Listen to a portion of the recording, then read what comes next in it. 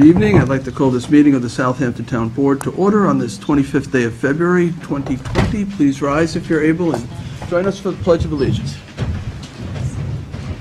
I pledge allegiance to the flag of the United States of America and to the republic for which it stands, one nation, under God, indivisible, with liberty and justice for all. Please remain standing.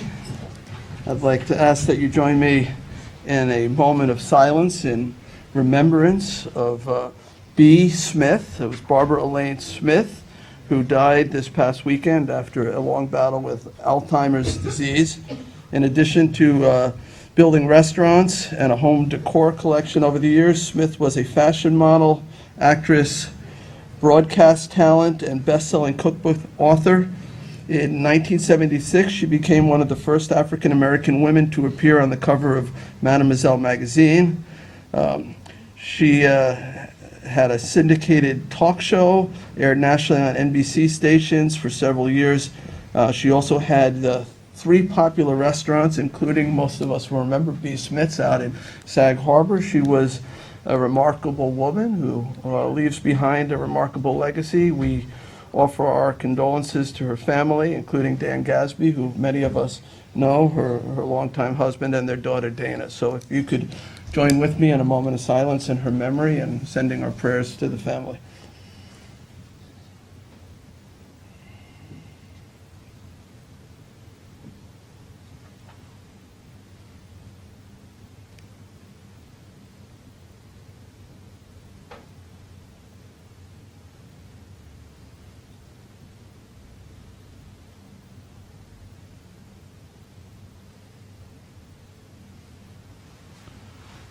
Thank you. Please be seated. Madam Clerk, would you please call the roll? Certainly. Supervisor Schneiderman. Present. Councilwoman Lofstad. Here. Councilman Martell. Present. Councilman Bouvier. Here. Councilman Schiavone. Present. All right, thank you, Sandy. All right, let me start by making a motion to approve the minutes of the regular town board meeting of February 11th, 2020. Second. Seconded by Councilman Bouvier. All in favor? Aye. Aye. Approved. Sandy, would you read the communications? The following communications have been received in the office of the town clerk. We have received public notices from the Suffolk County Department of Economic Development and Planning, the Village of Sag Harbor local law adoption, Village of Southampton public hearing notice, and financial disclosure statement filing from the listed individual. We have received emails, letters, and land use applications regarding the following: Hampton Bays Citizens Advisory Committee, notice of completion of PSEG pole and wire removal project at 186 Crescent Avenue, Watermill, the Energy Innovation and Carbon Dividend Act, H.R. 763, Planning Board application from Peconic Paddler at Peconic Avenue, Riverside, and Zoning Board of Appeals application for Dune Road Holding Corp. at 94 Dune Road, East Quogue. The following bid openings took place on February 19th. Farming at Sayre Field, no bids were received. Repair and install sidewalks. RFP for Riverside Community-Wide Brownfield Assessment Program. And that concludes the communications for this meeting's agenda. All right. Thank you, Sandy. All right, so I'd like, before we get to public hearings, I know many of you are here for the public hearings, but I want to expand our agenda a little bit by offering a few resolutions to walk on. Did everybody get these? Oh. The sign, watch the switch. All right, so let me... Not get the walk-ons. All right, then let me pause on this. Well, why don't I tell you what they are? And maybe, Janice, do you have copies of the walk-on resolutions? Yeah. Oh, Thanks. okay, perfect, all right. So Resolution 33658 is a resolution being offered by Councilman Martell. It will authorize payment to East End Dive Services for emergency dive services for water main break on behalf of the Hampton Bays Water District. You all will remember the work that got done when the water main broke this winter that runs along Shinnecock Bay and provides water to that section of Dune Road. And we'd like to get those divers who worked in extraordinarily difficult conditions paid. The second resolution is the warrant number 4, capital number 4, CPF number 4, and payroll liability. The next two are going to require a little bit of explanation. So 33661 is a notice of public hearing to consider amending Town Code Chapter 330 zoning to add Section 330-333 entitled Protection of Unmarked Graves. This will set a public hearing for March 24th on what I've been calling and what others have called the Graves Protection Act. And this will set up protocols if inadvertently during construction human remains are encountered. Right now, there's no state rules, no state laws, and there's no town laws as to what a developer needs to do. So this will halt all construction and establish a very detailed process by which the developer or homeowner must follow or face severe penalties if they don't. And this is something that would apply throughout the entire town, from the east end to the west end, except for in the incorporated villages who have their own land use controls. But I was a little bit dismayed when bones were found at the Hawthorne property, and that there was no law already in place that would allow us to issue a stop work order and halt construction while we figured out what's the best way to proceed. So this establishes those rules. I encourage everybody to look at it. It was developed in conjunction with leadership of the Tribal Council of Shinnecock Nation, and I think it achieves what it intends to do. But of course, there's public hearing, so we're open to comment. Pro and con. That's why we have public hearings, so we can make those changes.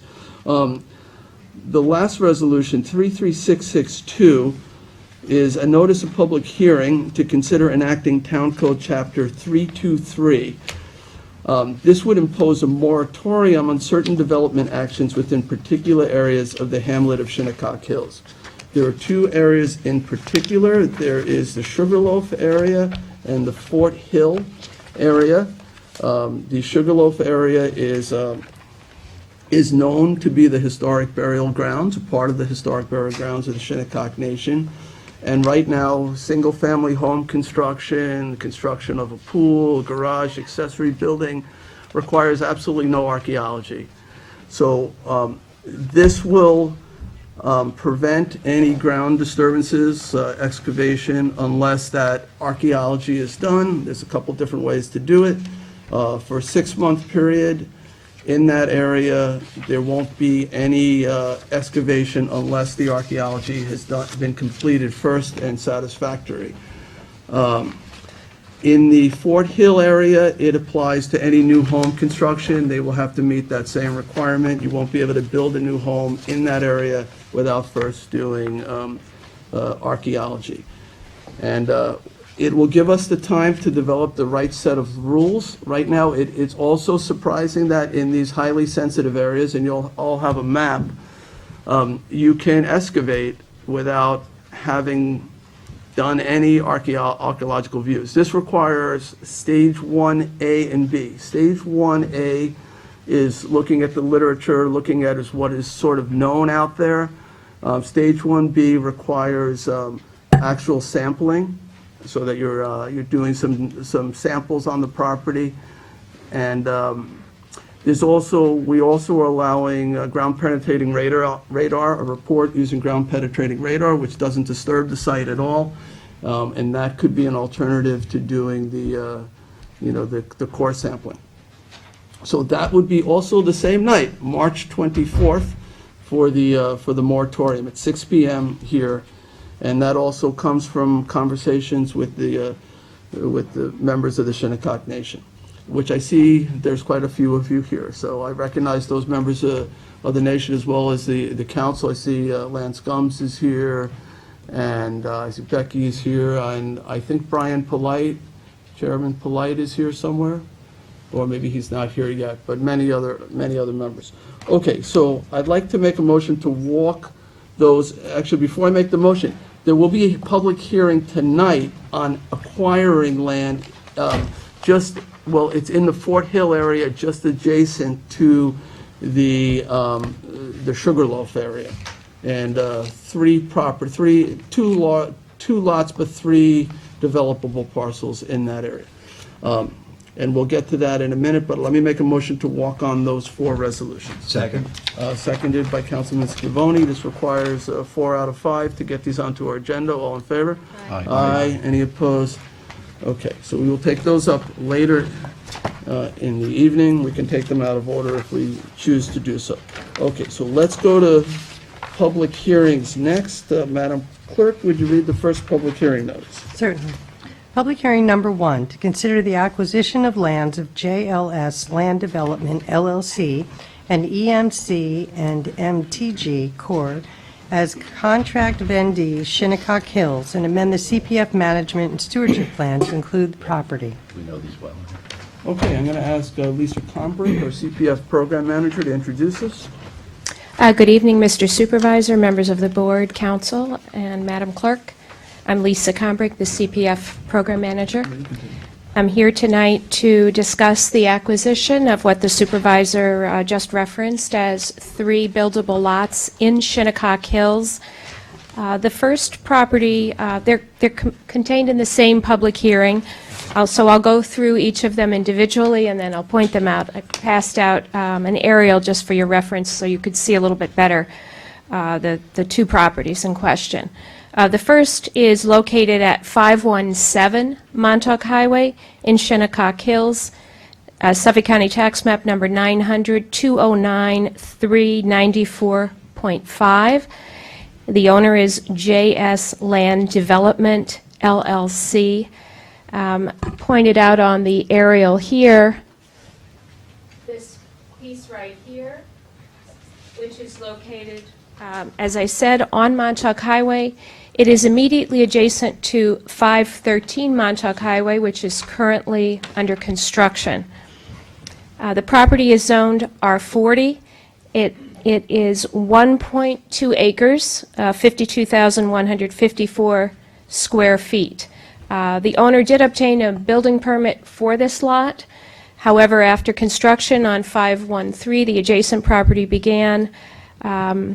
The property owner and the town attorney's office and my office, along with members of the town board and supervisor, began negotiations to discuss acquisition of 517 Montauk Highway. The property is located in a New York State archaeologically sensitive area. It's also within the town critical environmental area as a Shinnecock Indian Contact Period Village Fort. It's in the CPF project plan as a possible property for acquisition.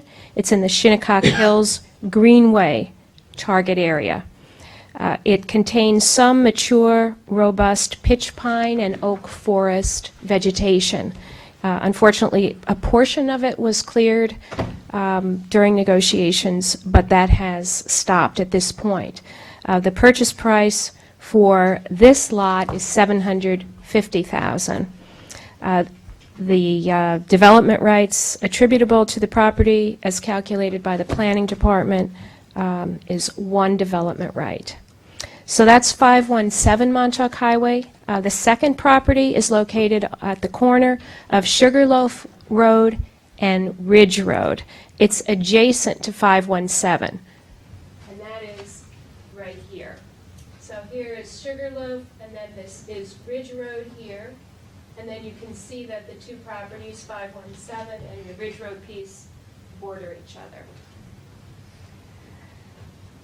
The Ridge Road piece, the public hearing is to acquire it from the current contract vendee, who is EMC and MTG Corp. The tax map number is 900-209-392.2. This property also is zoned R40, and this piece is 2.1 acres. It's currently the subject of a 3-lot subdivision with another piece. So this property that the town is considering purchasing tonight could be divided into 2 building lots. It is also in our CPF project plan in the Shinnecock Hills Greenway target area. It's currently vacant. There are some trees on the property. It has been determined to constitute 1.68 acres of development rights. And the purchase price for this piece is $1.45 million. So the total acquisition for the two lots is $2.2 million. All right, let's go questions from the board for Ms. Combrink. Let me start by thanking our town attorney, Jim Burke, who negotiated this with the owner and the owner's willingness. The owner, I guess, is a builder and makes his living building houses, was, I guess, a little bit reluctant to not build on these parcels, but I think Jim helped convince him of, and so did all of you, of the importance of preserving these parcels, and we reached an agreement at $2.2 million to buy what would be 3 home lots and forever preserve them from disturbance. So, and should we buy these would also be managed by the Joint Management and Stewardship Committee. We'd add this to the list, right? Correct, yes, that's part of the resolution. We have a joint Shinnecock Yes. Town Stewardship, Management and Stewardship Committee. And also thank you, Lisa, for your part in doing this expeditiously. We were not able to stop the construction on the adjoining lot, which I guess there was some home there, but a slightly There was a different. smaller home on the property prior. So, but these are in the Fort Hill area, though they adjoin very close to the Sugarloaf area as well. So, and the lot next to it that's under construction sparked a great deal of controversy and emotion when that was going in, and really brought this to our attention. And if it wasn't for those protests, I don't know that we'd be here today discussing this. So, but here we are. So, and we have lots of cards on this. I want to remind the speakers that those other things that I mentioned earlier, the moratorium and the Graves Protection Act, those, should the board pass those resolutions, that public hearing will be March 24th. Today's comments are limited to this acquisition of these parcels, and whether you think that's a good use of taxpayer funds. Okay?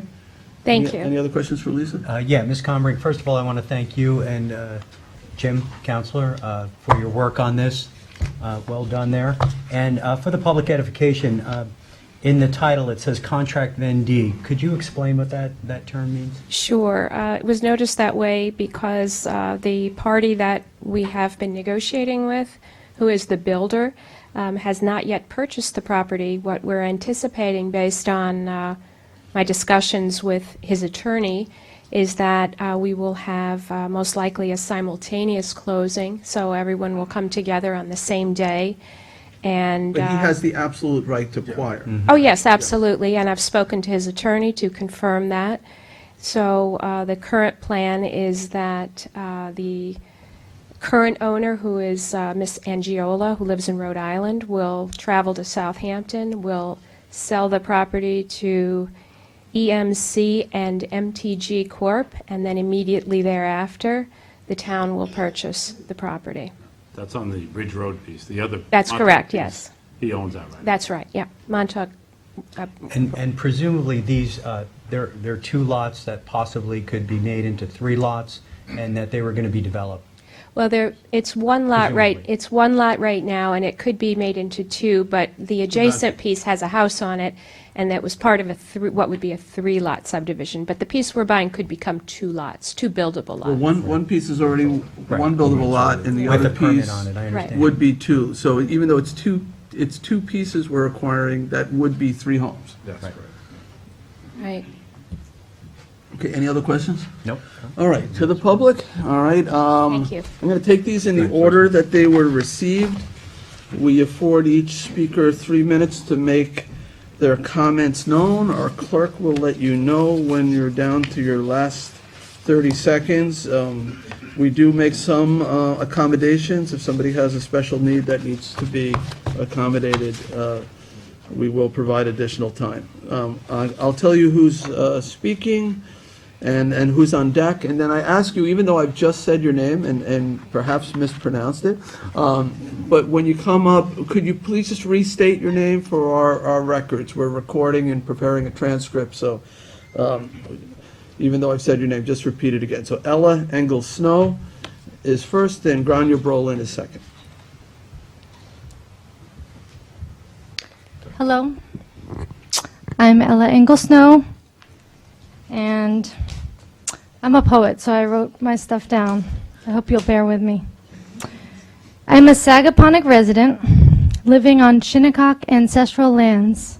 I constantly witness development which devastates the land and ecosystems around me. Shinnecock people have been protecting this land through centuries of settler colonialism. And Shinnecock people have been living interdependently with this land for thousands of years before that. The universal principle of preserving and honoring burial sites and funerary objects is well recognized. The fact that Shinnecock Hills are ancient burial grounds for Shinnecock Indian Nation, along with other tribes of eastern Long Island, is well recognized.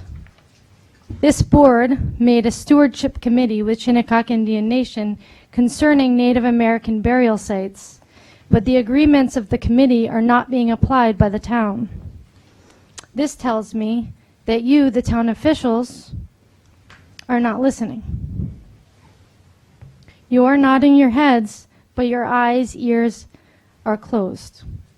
I stand here in full support of Southampton Town purchasing and preserving the 3 parcels in Sugarloaf using CPF funds. Now, I just heard something different, so I hope that that is the case. I also stand here to encourage those of us who are not Shinnecock but live here, and certainly those who work for this town, to spend time understanding what it means to be part of a system of settler colonialism. I am of European descent, and my understanding will always be limited, but I have the opportunity to take time and imagine what my experience would be like if the people who stole my land relentlessly tried to make me invisible. If I watched that land be consumed and destroyed. If the systems around me tried to erase my people's history. If my community was squeezed onto a tiny percentage of the land that we once lived on freely. And if developers came in and dug up the bones of my ancestors while I watched colonial sites be honored. As I understand it, this is a piece of the ongoing trauma that Shinnecock people have been living with for centuries. Purchasing and preserving the land in Sugarloaf will benefit everyone. 30 seconds. It will even benefit the people who want to build on it. Colonial capitalist treatment of land and natural resources will have us dead. Shinnecock Indian Nation has shown years of leadership, resilience, and environmental stewardship, for which I am grateful. I hope as neighbors and town representatives, we will choose to begin learning and practicing how to listen. Thank you. Thank you so much. Thank you.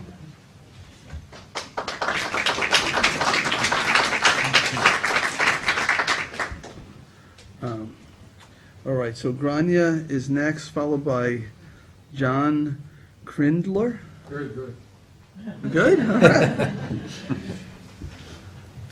I'm not a poet, but Grania, say your my name. name is Grania Brolin. I live in Watermill. The Shinnecock, first of all, I applaud your decision. These things, it's the fair thing to do. I applaud that the CPF funds will be used this way. The Shinnecock people deserve to be recognized, and their cemeteries and burial grounds deserve to be protected as much as the colonial cemeteries and burial grounds are today. And I cede my remaining time to someone in the first row. All right. Thank you, Grania. All right, John Crindler, and John is followed by Shane Weeks.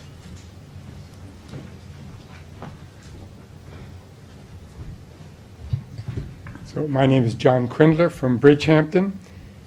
The Shinnecock people have been living on eastern Long Island for thousands of years. Today, they are our friends, our neighbors, business owners, employees, veterans, teachers, and municipal employees. Their history is our history, and their grave sites deserve the same protection and the same respect that our grave sites deserved. The fact that they didn't use the method of headstoning, which the colonialists did, doesn't in any way diminish the importance of their sites or the respect that they're due. Thank you. Thank you. All right. All right, Shane, you're up next. Nick Michelli's, you're following. Ko na tampe ag bijikin na baon da Swiss bijikin do dem synagogue no che me dewin matawak ninu. My name is Shane Weeks. I am a member of the Graves Protection Warrior Society, co-chair, and of the Joint Shinnecock Nation and Southampton Town's Cultural Stewardship Committee. And in that capacity, I would just like to kind of put forward that I think that this would be really helpful, you know, in our achievements together as Southampton and Shinnecock people. I think that we're in a time today where our voices, Shinnecock people, can be heard, not just in this capacity, but throughout the world. And that it wasn't that long ago, I'd just like to remind everybody that this was not legal to some of these people in this room, my elders in this room, that they faced that in their lifetime, in a lot of people's in this room's lifetime, that we would not have been allowed to come up here and speak on our own behalf to protect our own lands. And so for us to be able to do that today, and for myself as a younger generation to be able to come up here and stand up for my people today and our ancestors, and for all of us to come together to be able to do this, I think it's a huge step moving forward as people of this land. We are traditionally and ancestrally connected to this land, but we're all now on this land. And it's important for us to realize that, realize our connections and realize our histories, and bring that to the light so that we can move forward in a progressive way. Thank you.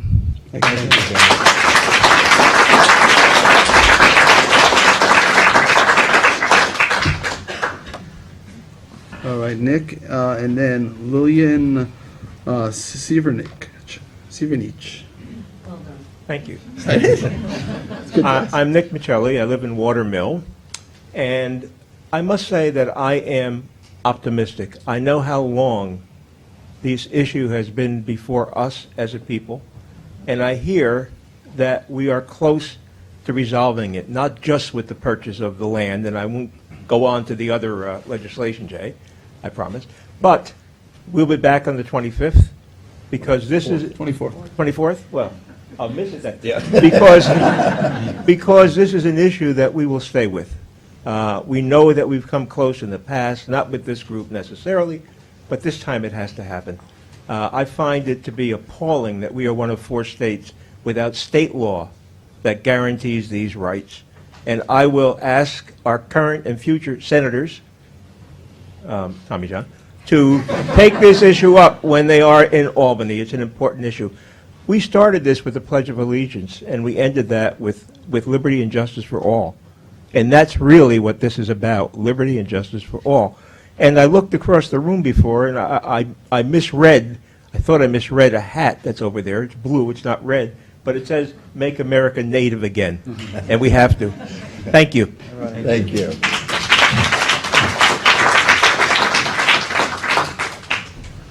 All right. Lillian, and then Rebecca and Ginya. Yes, thank you for letting me talk. I'm Lillian Sievernick. Long Island born and bred, raised here, and I'm fortunate enough to have been a neighbor of the Shinnecock Nation since the late 80s.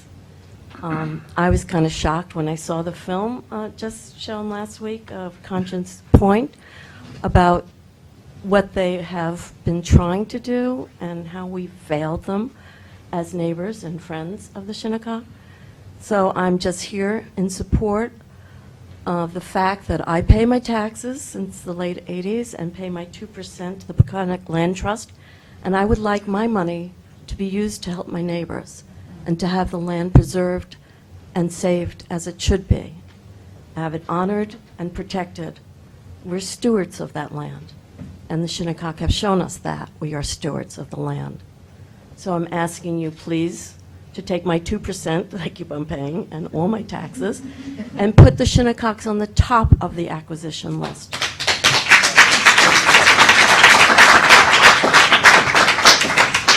All right, Becky, you're next, then Skylar Johnson. Good evening, everyone. Rebecca Genia, Shinnecock Nation, Braves Protection Warrior Society, and Stewardship Committee. I went to the hills yesterday, and I went to the Ridge Road and Sugarloaf area, and I saw a split rail fence going up, and I was like, oh, here we go again. So when Lisa mentioned that that was part of the acquisition, I was very happy because I was upset beyond belief when I saw that. And the same thing goes with the, there's a corner, the Scotch Mist Inn and Montauk Highway, that's soon going to have excavators and developers in there ripping that apart. So the priority, of course, for the Shinnecock Nation and Graves Protection and us are to save what's left in the hills. Every single inch of open space, the lots, what we talked about with Mary Wilson was even some of the smaller houses. You know, we had a whole list, a whole map. We thought we were on the right track. And then we had the Stewardship Committee and the land that the recent desecration at 513 was on that priority list. So somehow that got by us, and that's why that demonstration of determination, we call it, not really a protest. We're land protectors, not protesters. That's why that happened. And there was quite a bit of support. And it's nationwide, worldwide. This is a mission statement from Sacred Land Project. Our mission is to use journalism, organizing, and activism to rekindle reverence for land, increase respect for cultural diversity, stimulate dialogue about connections between nature and culture, and protect sacred lands and diverse spiritual practices. This is a movement. So we are very thankful for the work that's being done, but you have to realize we can't fall asleep, we can't turn our backs on this. This land has got to be preserved, because each and every, the Scotch Mist Inn, like I just mentioned, that corner, we're not going to settle for any more excavation in the hills. Hawthorne Road was right there in front of everybody and for the whole world to see. And if you don't believe that they're burials, then you got to have some kind of psychiatric treatment, because, you know, there's a grave, there's a skeleton.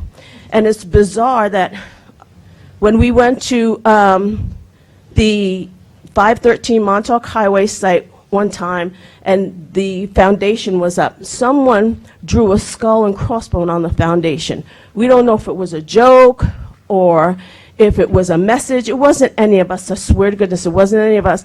And they drew a skull and crossbone on the foundation. We don't know if someone was trying to play a joke or they're just trying to be, you know, facetious. We don't really know what that was all about, but we thought maybe it was some of the workers giving us a message. We don't know. All I know is that when Joanne McLean, we were up there for 10 minutes before Shane, I, and Joanne and Bianca were on the site for 10 minutes before the owner called up and said, you guys got to get off the site. We thought we were okay because he told us to meet us there. Well, that went nowhere. So we got off the site, but 10 minutes while we were on that site, Joanne found 2 artifacts. 2 artifacts, 10 minutes. And then we got kicked off. So in those mounds and mounds of dirt at 513, what was in there? What was carted away? You know, nobody knows. Maybe nobody will ever know. But we have a feeling that we know these things. And it's been proven time and time again. And the Shinnecock Canal is horrendous, horrible, awful. I rode down there, and I looked to, you know, look at the canal. You can't even see the canal because of the luxury townhouses that are in the way now. Why is that fair? Why is that fair to desecrate and destroy those hills like that? Our ancestors helped to build that canal. There were no excavators back then when our ancestors helped to dig that canal. Yet the descendants of those people who dug that canal, our ancestors, we are their descendants, we're their children. We have to ride by and look at that horrible desecration over there for a couple of luxury townhouses. It's not fair, it's not right. So I guess that's just about all on my little paper here. And the supervisors, you know, the 4 supervisors that we've been on, you know, Linda Cabot, Scapini, Anna Throneholes, and now you. Like I said, we do appreciate all the work that is being done, but there's a lot more to do, because they would sit there and insult us right to our faces. Cabot used to tell us, we'll listen to the taxpayers first. I mean, yeah. So we've heard a lot of insults. This is our ancestral territory. We will guard and protect it with our lives, our hearts, and our souls. Thank you.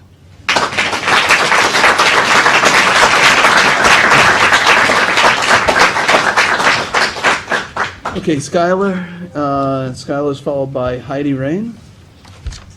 Hi, my name is Skylar Johnson. I've lived on Long Island my entire life. You know, I'm not Shinnecock. It's interesting. My background is kind of unique. Half my family's from South America, half my family's from Europe. Quite frankly, half my family was oppressed, and half of them were the oppressors. What I see here is that same oppression. If I had brought this scenario back 200 years and brought it to the side of my family that were the oppressors, they would have been outraged. They would have been picketing in the streets. They would have been fighting this with everything that they had had. They would never believe that anyone would dare to desecrate a cemetery. If I had brought it to the oppressed, they would have gone, of course, that's what they do. This issue is constantly spoken about as if it happened 400 years ago, as if it happened 150 years ago. It's happening right now. This is a present and future issue. One day, history is going to look back on this day and try to figure out what happened. If this land is not acquired, and if we don't move forward with this, they will not look back at this day kindly. I've had the honor of standing in solidarity with the Shinnecock tribe many times now. The first time I was out there, a member of the tribe said a prayer, and I almost cried. I did not expect that type of power there. This is sacred land. A few days later, I was quoted in the paper saying that this was an issue of morality, and that the town needed to make sure that we put a stop to this. A lot of people aren't looking at this from a perspective of morality, even though they should be. First of all, don't get me wrong, this is entirely a moral issue. This is sacred land to the Shinnecock, and it is completely bankrupt to not purchase this land and to not protect it. If you don't want to look at it from that way, think about the environment here. Southampton town's in danger of a climate crisis right now. If you want to make sure that your land is protected, make sure that the Shinnecock are the one looking over it. They're not going to build multi-million-dollar mansions on the land. They're not going to do anything that's going to endanger the land. Instead, they're going to make sure that the water supply for the town is clean. They're going to make sure that the species on the land are protected. They are going to be protectors of the land, just like Becky said. And that's why I'm so proud to stand in solidarity with them. I'm really hoping that today you're going to purchase that land, and I'm hoping that that will not be the last action that you take, because you all have so much to do to make sure that this is, for once and for all, an issue of the past. Thank you. All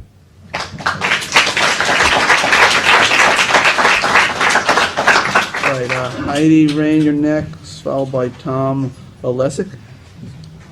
Hi, my name is Heidi Rain, and I'm on Shinnecock territory in Noyak. And I just wanted to say, I am so happy that we've come to this point. When I went to the meeting with Lisa and with Jim, and I was really optimistic. I said, and everyone was saying, well, hold still. I said, no, this is going to happen. These people are with us. These people know Shinnecock goes to the top of the list now. It should have been a long time ago, but it's now. All we have is now. And we have to do a lot. There's a lot we have to do. Hawthorne Road now is being protected by the Shinnecock. They're putting in native plants. They're making sure the water balance, all stuff. I don't know any of this stuff, but this is the stuff the Shinnecock do. They take care of the land. We need this land out here taken care of. Everybody agrees with that. The nature conservants agrees with that. We have people who know how to do that, who we should be honored that they're willing to do that with whatever land remains, and start picking up whatever land remains and saying, hey, this is yours. Thank you so much for doing that. Please continue this work. Thank you. Thank you, Heidi. Thank you. All right, Tom Olesic, followed by Kevin, is it Mule or Millay or something? Millay. Okay. Okay, it's Tom Oleschuk. Oleschuk. That was a tough one. It's got Z, UK? It's as if the Z's are H's. In Scrabble, that would be worth a fortune. Indeed. I came before you before when this this whole question kind of came to your attention again, brightly lit.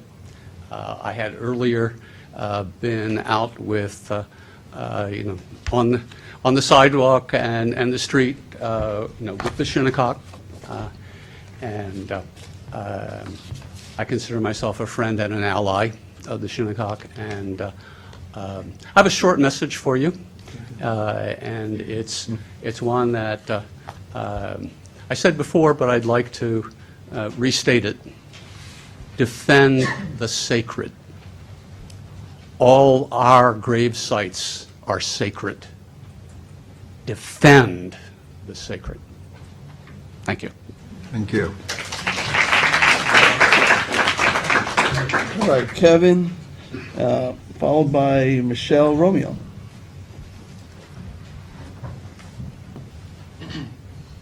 Hi, Kevin from Sag Harbor. So I Give me want to your say last name, please. Moulet, Kevin Moulet, Thank you. not Mule. I want to say I support giving this land to Shinnecock Nation 100%, primarily for the obvious reason that it is their rightful land, but also because it is extremely important and sacred land for them. So we have a chance here to make a few things right, and we should take this opportunity. Furthermore, this land has been recognized as one of the last remaining fragments of rare maritime grasslands and heathlands. This area of Shinnecock Hills is a critical area whose preservation has been urged by both the Nature Conservancy and the town's 1996 Comprehensive Update Plan. The Shinnecock Hills grasslands and heathlands support a wealth of rare, uncommon species, including the bushy rock rose, Nantucket shadbush, sandplain gerardia, and the regal fritillary butterfly. So Shinnecock Nation ought to have this land not just because it's rightfully theirs, but also because they have been and continue to be excellent and responsible stewards and protectors of the land, as seen in their stewardship of Hawthorne Road, as was mentioned just recently. So, in sum, this land belongs to Shinnecock, and this is our opportunity to make it right.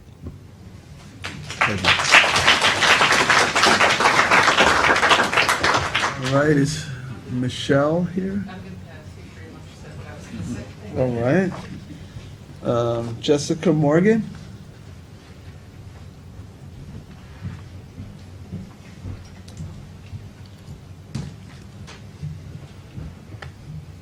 Hi there, my name is Jessica Morgan, and I'm a lead volunteer with the Long Island Progressive Coalition, and I sit on the Long Island Climate Committee. Some time ago, we received a call to action from our committee members who are in the Shinnecock Nation to show up in support and as an ally in determining the decision and the outcomes of this land acquisition. So I'm here today as a supporter and an ally to the Shinnecock community. We live in critical times, where the decisions we make today will affect the lives of those who come after us, our children and theirs after. But this is not a new format. Each generation is faced with decisions that will ultimately affect the following: the marginalization and oppression of the Shinnecock people, culture, and land is an outcome of decisions made well before our time. The continued enforcement of these attitudes, that is our decision. In some First Nation cultures, they talk about the gravity of decision-making and propose that we weigh each decision against how it will affect those 7 generations from now. The Shinnecock have always been equipped to steward these lands and make those decisions. We can see even today in the Hawthorne Road, with its water runoff protection, rigorous testing for soil contaminants, and planting of local indigenous trees, flowers, and berries, that the people of the Shinnecock Nation continue to champion the land and our collective future in these decisions. This land is sacred space, and it is full of rare, endangered, and precious species. Let us not take lightly the decision now that determines the future of what happens within every inch of the land in question, and those who reap the benefits from the choices laid out before us. Thank you. Thank you. Okay, Julie Sheehan?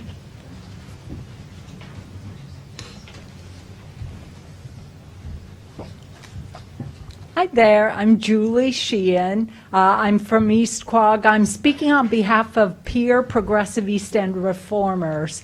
And as many of you know, we also are an ally of the Shinnecock's in this effort.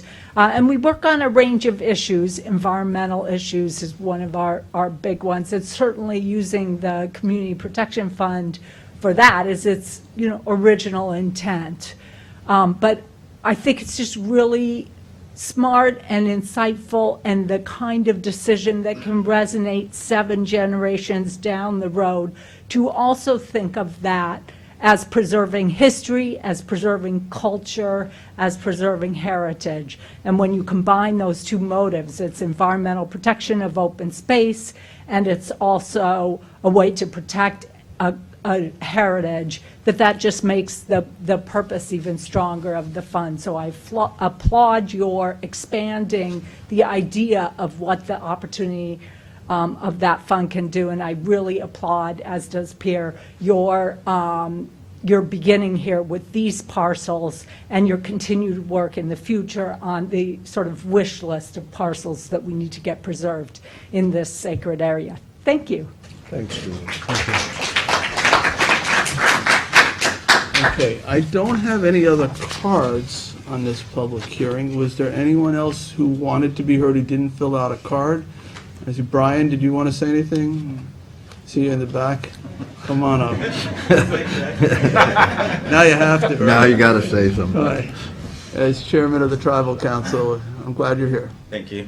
Aquay, council members, Aquay, people of the Shinnecock community and the Southampton community. My name is Brian Polite. I'm the chairman of the Shinnecock Indian Nation. I just want to start off by acknowledging the great work of the Warrior Protection Society. If it was not for their stewardship and their dedication, we wouldn't be here today. It would continue to happen, and we would not be sitting here today reviewing this really important step forward to conserve our ancient burial grounds. So I do want to just acknowledge you guys and say thank you. I'd also like to acknowledge the town board. I spoke before in several meetings about how throughout our history it's been a contentious relationship with the town board. The supervisor actually apologized for what went on over on Sunrise Highway, and that's never happened before. The town has never apologized, ever, or even acknowledged the hurt and the heartache and the pain that has been caused by the town in previous years to the Southampton people. So I do want to acknowledge that and say thank you to Bootney. So I also want to just acknowledge all of the great outpouring of the support from the Southampton community, the many people who came up here and spoke on our behalf, stood in solidarity with us out there. We recognize that and we thank you from the bottom of our hearts to Bootney. So I just want to speak very briefly on the work that's being done. I think it's monumental work, and this is not just a Shinnecock issue when it comes to grave protection and indigenous bones. It's happening all over the country. So the fact that we are coming here tonight and doing this, we can send a message across the country that this is not right and it can be fixed. So I just want to acknowledge the important monumental work that we're doing here tonight and continue to do, and we will be here to stand as good neighbors as we always have. So, to Bootney.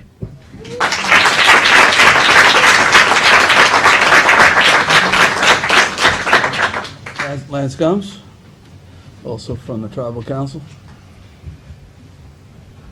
Lance Gumbs, Vice Chairman of the Shinnecock Nation and also the Regional Vice President for the National Congress of American Indian. And I'd like to thank you all for holding this meeting, this hearing tonight. And again, I have to acquiesce to my chairman before I could speak. It's our proper way. But I'd also like to acknowledge our people and what they have done. We suffer from this, this thing called historic trauma. A lot of our people don't recognize it, we don't realize it, but we have what's called historic trauma. From the 1600s to present day, we have stood witness to the desecration of our lands. We have watched the destruction. We have watched the destruction of the waterways. And so when we see something like this happen, and as Becky said, I've dealt with multitude of town supervisors, some I've battled with, some that I've got along with. Jay, you happen to be right there in the middle. But, the point that I want to make is it's extremely important on a national level as well as a local level. We are the stewards of the land. My grandmother was born in 1889, and she was witness to the Shinnecock Hills Golf Course being put in. And my entire life, we would go up to pick up our uncles who caddied up there, and there was not one time that we got to the gates of the Shinnecock Hills Golf Course on St. Andrews Road that she would not say, "Little man, this is our land, and we must get it back." So when you come up like that and you continually hear this, it's continually drilled into you, you know, it is something that transcends our point in time here. Someone mentioned, you know, the seventh generation. Well, we are that seventh generation, and what we're destined to do is to take care of those 7 generations that come, you know, after us. That is our job as leaders, as people in our community. So this purchase right here is a first step, and we acknowledge that, we appreciate that, but there's a lot more that has to be done. As was said earlier, New York is only one of 4 states. That is something that I'm actively working on in DC all the time, to get our senators and our congressional representatives to understand the importance of having graves protection on a statewide level, because it's not just here. Our Aboriginal territory, roaming territory, was from the Brookhaven town line to the East Hampton town line, from the Peconic to the Shinnecock. So we have been in this area for thousands and thousands of years, and we understand, we cherish the land, we take care of the land, and you know, it's nice to hear other people acknowledge the fact that we are that stewards of the land. We have protected it. We have looked after it for centuries, not just in this time period here that we're facing, but for centuries. And so with that being said, I hope that, you know, we can continue this great dialogue that we've had. You know, in my time as a tribal leader, this is probably one of the town councils that have actually listened, you know, and have understood, or at least tried to understand, that historic trauma that we have, because it is real and it is there. And when we walk off that res, that little section that we call res proper, and look around at the desecration and the destruction and the McMansions around us, it is heartbreaking to us. And so when we have this opportunity now to protect these, you know, little parcels of land here and there, checkerboarding it, you know, whatever the situation may be, our Shinnecock Hills throughout history is as sacred to us as in the history books you hear about the Sioux and the Great Black Hills and how sacred the Black Hills were to the Sioux people. And that was extensively written about. But our Shinnecock Hills hold that same value, that same meaning to us as those hills out there that have been written about. Ours haven't been written about, but we are going to write that story. So I thank you for listening to me, and I appreciate everything you're doing, and I look forward to these continued meetings and working with the town in a partnership as the good neighbors that we've always been. Thank you. Thank you.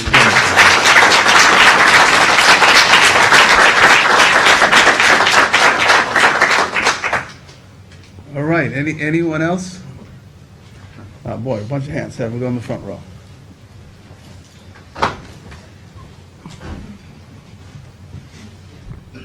Good evening, everyone. My name is Denise Silva Dennis, and a lifelong member of the Shinnecock Indian Reservation as a resident.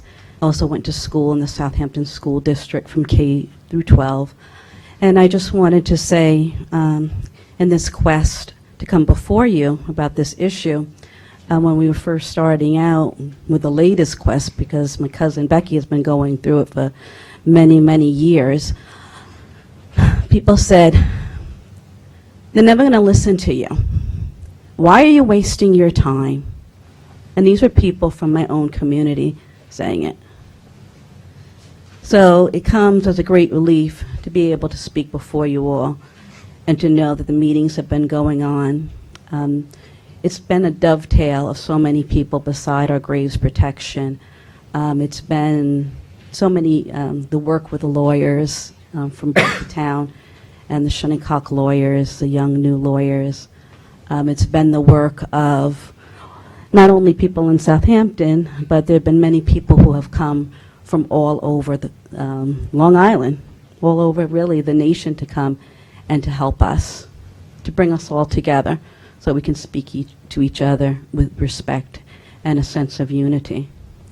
I also wanted to say, traditionally, as a history lesson, because I'm a retired teacher from the Southampton School District, all of this whole area and more from that bigger map over there, and as Lance was saying, was Shinnecock. Who tended to it? The women of Shinnecock. We were the ones who said where the forts would go, where the houses would go, and the children would help us, and the old people would help us before the colonists came, and even after the colonists came. The men were out in the oceans, and they were going after the whale. And as a matter of fact, we had to have worked together with Southampton Town because we were the first whaling industry, and it was common that the first mates and sometimes the captains would also be on those whaling ships. So it's not really the first time that we've worked together. It's a resurrection of it. And unfortunately, the whales were whaled until almost extinction with a right whale. But that was a time when we all, beautiful homes were built in Southampton. Beautiful homes were built on Shinnecock as well. So let's just keep this tradition, this historical tradition of continuing our work together from this day forward. Thank you.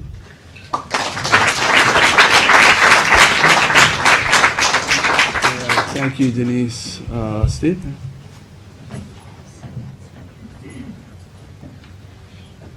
I'm Steve Anderson. I live in East Hampton and with Global Spirit Family. And I wanted to come and stand. Last time I stood here was on Indigenous Peoples Day, Columbus Day. And you had a hearing about the plot of land that my understanding was the Shinnecock were given the opportunity to buy back a piece of land, which, I want to echo that everywhere you look is their land. And this is a step in the right direction. And I want to lift my hands to the board and the work that you're doing to buy on their behalf. It just seems appalling to sell stolen land back, to buy it and gift it back to what was taken from them. I just want to say that it's a step in the right direction, and I would like to see more of that. I have for the Shinnecock, the people of the Stony Shore, I've had the blessing of paddling on your ancestral waters. We paddled from your territory to Mashantucket, Pequot, and then to Mohegan. That was 7 years ago. And we had a ceremony at Conscience Point, and Preston Brown shared with me, and he said that Shinnecock was the people of first contact with colonization. And I believe you're the 565th nation to be recognized. I think that just doesn't make sense to me. And what I haven't heard today, I hear good steps in good direction. One of the things that Preston asked of me at Conscience Point was for a healing ceremony, and he asked me to make an apology on behalf of all of my ancestors, to all of your ancestors. And the Hawaiian Ho'oponopono prayer came out, and I want to offer it to you, and it goes like this. Shinnecock, people of the Stony Shore, for all that's been taken from you, for all that has been wrongfully done to you, I want to say I love you, and I am truly sorry for everything that you've had to suffer. And I would ask that you forgive us all. And if it's in your heart. And for contemplation of that, I say thank you. Debutni.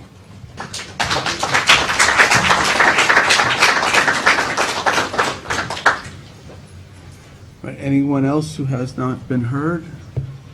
Michael?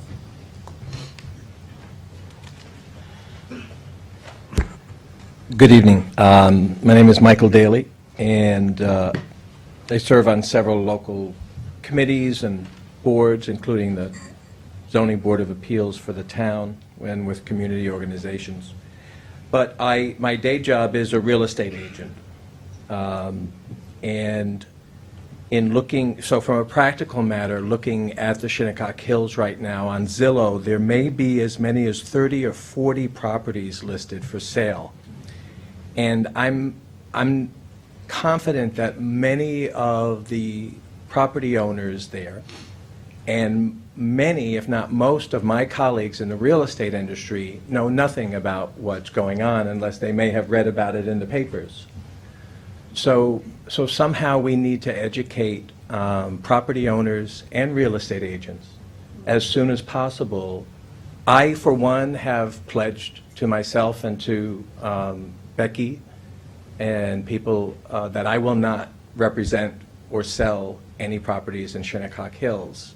So I'm eliminating that from my possible practice, but that's how important this is to me. But my colleagues also need to know about this so that people can be aware of it, plan, and make some decisions. And I don't know how that happens. I don't know if it's an email from the Grave Protection Committee at Shinnecock or from the town or a building department too.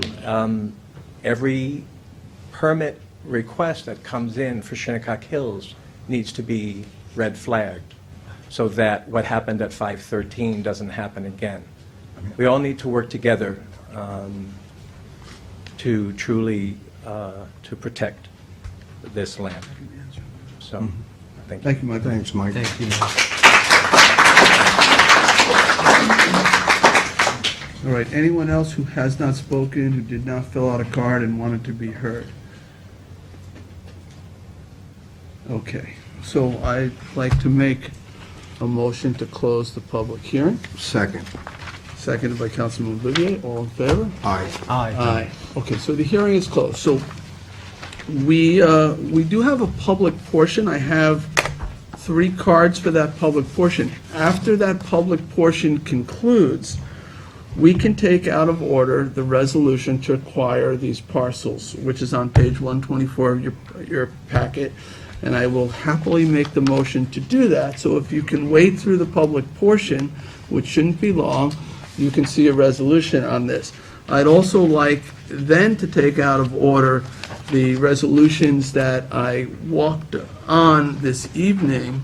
One, to enact or schedule a public hearing on a Graves Protection Act, and we can speak more of that, about that when it's before us.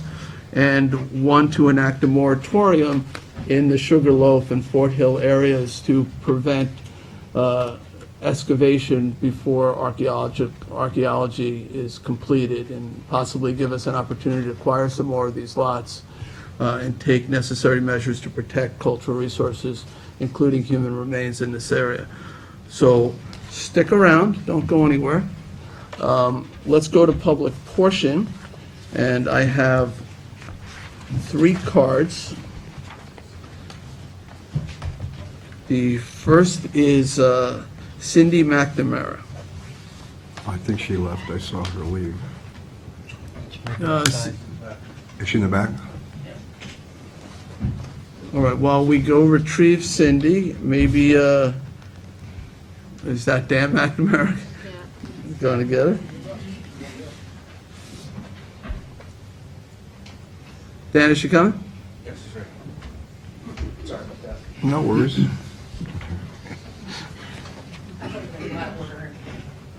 That's okay. I am here. Just, Cindy, just, you have to just Oh, say sorry, your name. Cindy McNamara, East Quogue. I'm here with a bunch of people who we were all waiting outside. I am over my 3 minutes, unless you want me to speed read. Are you speaking on behalf of several people? How long do you think you'll need? No more than 5 minutes. It's not even 5 minutes. Just as quick as you can. I will. Okay. On January 9th at the Town Board work session, the Sustainability Committee presented draft legislation for a seasonal ban on gas-powered blowers. I asked for the ability to counter that presentation at a future work session and was asked by Councilman Bouvier to present to the Sustainability Committee instead, which I did on February 18th. I don't know if you received or reviewed my presentation, but I did forward you all a copy. That meeting is the reason we are all here tonight. I went to that meeting with an open mind in the hopes that we could find common ground and come up with workable solutions to their concerns. I actually presented several options in place of a ban. Using real data, I showed the committee that findings and legislative intent in their draft legislation is not only flawed, it's riddled with complete untruths. I explained how their proposed legislation would hurt small businesses like mine and gave them detailed first-hand examples. I explained that many people in the town who rely on others to do their landscaping services, including seniors, wouldn't be able to afford the cost increase of 20% or more that their legislation would mandate. Just this past week, Councilwoman Lofstad was quoted in the press, I hope correctly, as saying, "We need to work on reducing because recycling isn't happening." To that end, I explained that buying additional equipment to be used only from Memorial Day to Labor Day would not only be wasteful, its limited use would never even offset the carbon footprint created by its manufacturer before it becomes obsolete and ends up in dumpsters. Then we got to the enforcement issue. After Southampton Village enacted the summer ban last year, Southampton Village Police Department responded to 99 calls regarding leaf blowers, issuing just 8 citations. If you equate that to calls per capita using census data, Southampton Town Police should anticipate 1,900 calls for leaf blowers. I asked if the Town Police Department could even handle that many additional calls, and the Sustainability Committee told me that they can't worry about that. In fact, they stated that they can't worry about any of my very real concerns or the data that counters their claims. They are set on their course and plan to push a complete ban of gas-powered blowers later this year, followed by a ban on all gas-powered lawn equipment shortly thereafter. I told them that the technology isn't even close to supporting a full ban, and pointed out that the $45,000 that the town spent to outfit just one crew with battery-powered equipment was more than the total annual profit for some small companies. I was once again told that it doesn't matter because that's not their concern. Who is the Sustainability Committee? They're an advisory committee appointed by you. They have only had a quorum present at 9 of their last 24 meetings. 21 of those 24 meetings had less than a dozen members present. Their meetings are routinely attended by the same 4 to 6 members, and the agenda at the meeting I attended was simply a list of things they are working to ban in the town of Southampton. You're worried about diversity on the Hampton-based CAC, so I can't fathom how you are okay with this committee that is not representative of our town proposing legislation that includes possible jail time. The research provided to you by the committee is not only one-sided, it's highly inaccurate. They failed to mention that the gas-powered blowers we currently use meet all EPA regulations for emissions. They failed to point out that the switch to battery blowers will result in longer run times of equipment that is not much quieter or potentially even louder than what companies are currently using. Their claim of landscaper support was a result of 5 phone calls to 5 large companies. One of those companies told them they don't even do landscape maintenance, yet they were included anyway, proving how little they thought their research would be scrutinized. They didn't bother to find out what the impact on law enforcement would be because they admittedly don't care. I asked the handful of committee members present to first explore enforcement of current codes, education, and incentive opportunities, but they didn't seem interested. Instead, they will continue to push their copy and paste legislation. I will not support even a partial ban, and neither should any of the other duly licensed landscapers in this town, because it's just a stepping stone to more restrictive regulation. I wish you all knew how highly regulated our industry already is, and the cost involved in doing what we do legally. We have the town license, the DEC applicator license, the DEC business license, continuing education credits, mandated DEC reporting, highway use tax, and the list goes on. We show up with $20,000 worth of equipment to cut a lawn and get haggled for $50. The town shut down dumping at Sandland and East Coast Mines, and then doubled the cost of dumping at the town transfer station. We aren't getting rich doing what we do. In fact, every year, it gets harder and harder for legal landscape maintenance companies to just get by. Banning anything should be a last resort and only used in cases where education has failed and there is a complete replacement that is both readily available and financially viable. Even then, a ban should only be proposed after detailed research is completed, local impact is assessed, and enforcement is assured. In this case, none of those requirements have been met. Thank you. And also, I did notice when I looked at the legislation again, It doesn't include golf courses. They're exempt from the ban, so. it's I something haven't else. seen, There is no The legislation. legislation that they proposed. Yeah, but it's not legislation. so- Okay, but that's what they were proposing. And your statement is correct. It is an advisory capacity to the town board. And the legislation hasn't been evolved, and that's where we're at right now. So there's really nothing to discuss as far as the legislation goes. But that's why I asked you to present to the Sustainability Committee, because I think you represent a large part of a business And then I group did bring other landscapers and. And I appreciate that. And Residents, that's what I think and I needs- just didn't want it to be just me No, addressing no, you. and I think it needs to be heard, and that's why we solicit the input that way. I haven't scheduled a public hearing because there is no legislation yet. I want to take And stock. we wanted to get it clear what Yeah. our feelings are before you propose that. You've been very clear about it and very civil about it, too, and I appreciate that. Thank you very much. Thank you.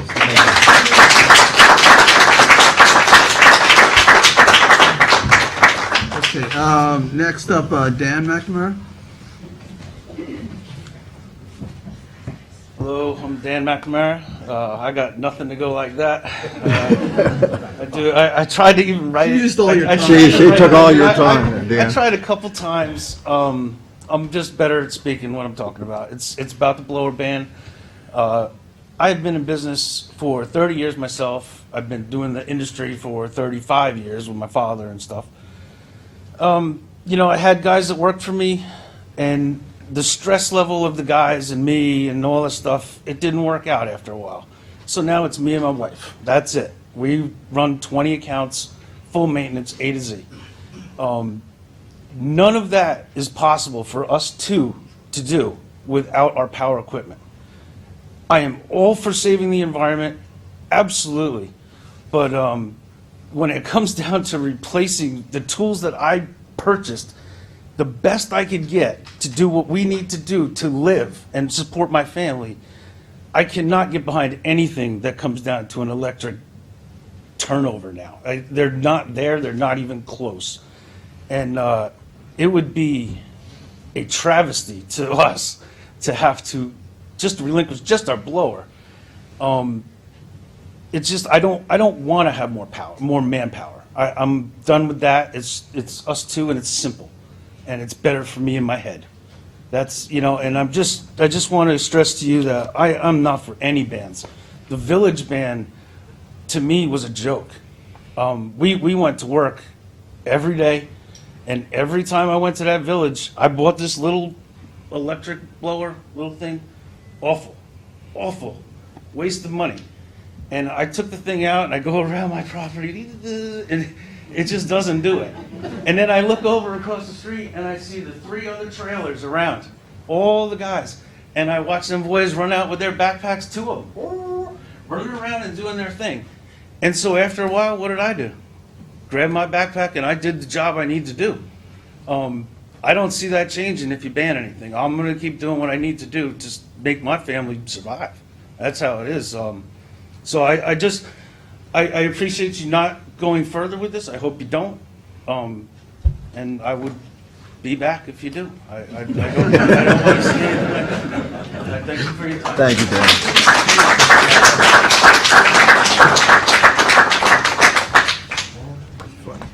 Okay, Gail Lombardi.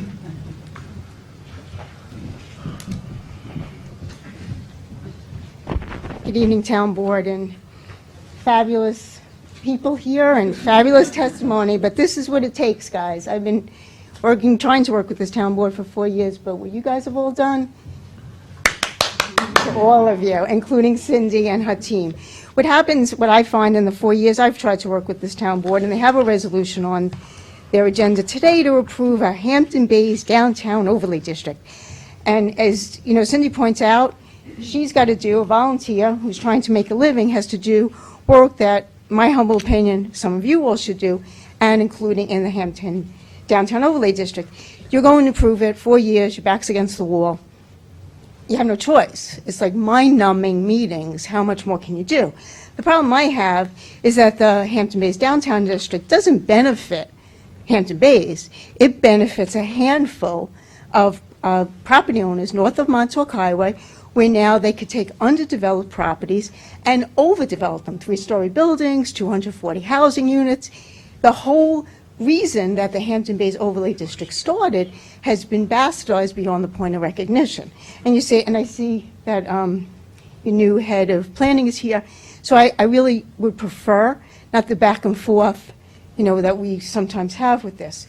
I go back to Supervisor Snyderman in 2016, Hard Hats and the Independent. You discussed this developer that's looking to do business.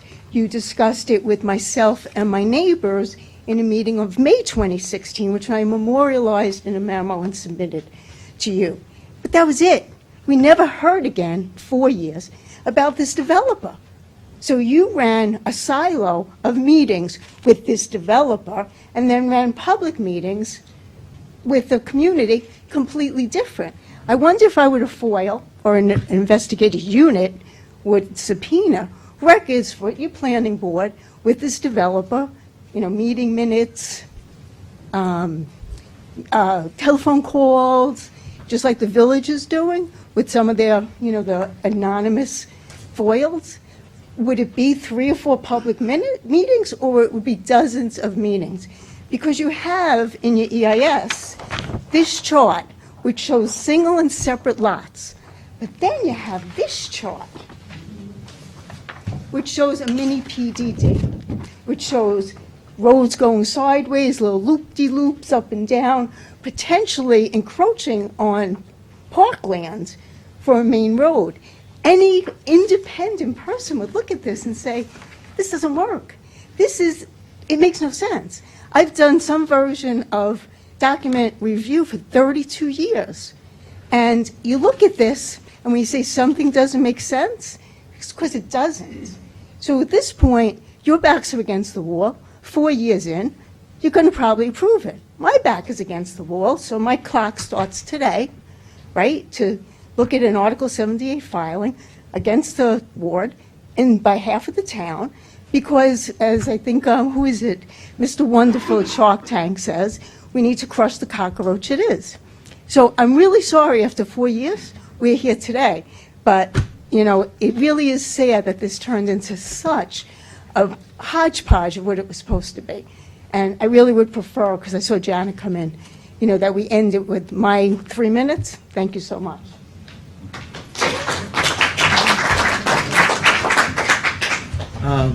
Anyone, that's the last card I have, so, for public portion is. Anyone else who wanted to be heard in public portion? All right, seeing none, I'll make a motion to close public portion. Second. Seconded by Councilman Martell. All in favor? Aye. Aye, okay. Public portion is closed, so to the agenda, let me make a motion to take Resolution 302 of 2020 on page 124 out of order, authorizing the acquisition of lands of JLS Land Development LLC from EMC and MTG Corporation as contract vendees, Shinnecock Hills, and amends the CPF management and stewardship plan to include those properties. Second. Seconded by Councilman Scavone. This is to take the resolution out of order. All in favor? Aye. Aye. Okay, the resolution is now before us. I will make a motion to approve Resolution 302 of 2020. Second. Seconded by Councilman Bouvier on the motion. So this is to acquire the 2 lots for $2.2 million, preventing the construction of 3 homes on the border of the Sugarloaf area, but within the Fort Hill area and within an area understood and known to be the ancestral burial grounds of the Shinnecock Nation. I think this is an extremely important acquisition. I am grateful for the advocacy of many of the people here who got out there and they saw an injustice, didn't just drive by it, but stopped and made their discontent known to the town board. Thankful to Jim Burke, our town attorney, who took the time to reach out to the property owner and convince him to sell his holdings and potential holdings to the town. It is, as been said, a small step. I understand that, but a long journey is made of lots of small steps. So we have a lot further to go, but I think This is a beginning and an important one, so I encourage my colleagues on the town board to support me in acquiring this land. Well, I certainly do support this, and it's been a long, long time coming. I'm glad to be a little bit a part of it. Lance and Brian and many of the tribal council, we've had some meetings with you, and it's just grown my respect. Certainly, I think we've accomplished this in a good way, in a respectful way, and I appreciate your hard work on that.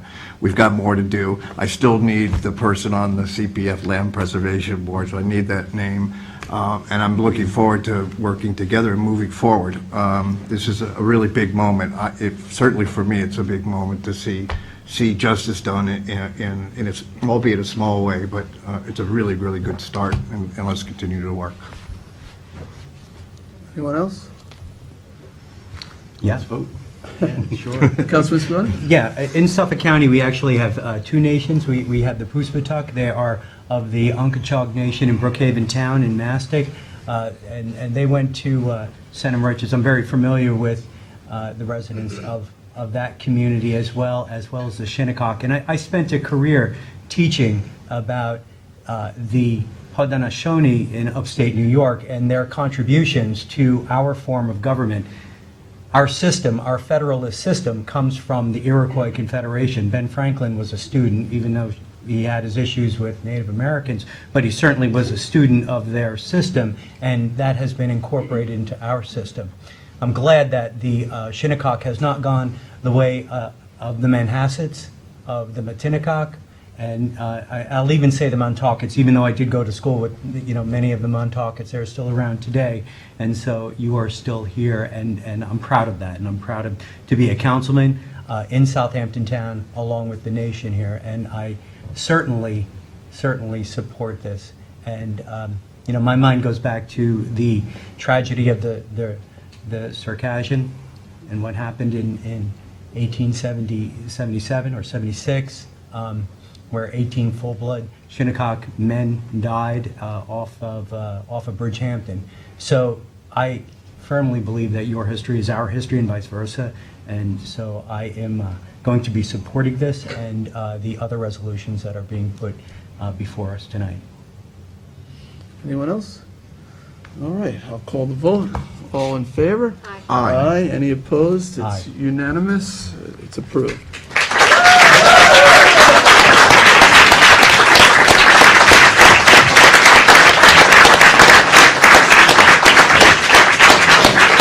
All right, don't go anywhere yet, because we're not done. So I'm gonna make a motion to take resolution 33661. It's in your walk-on packet.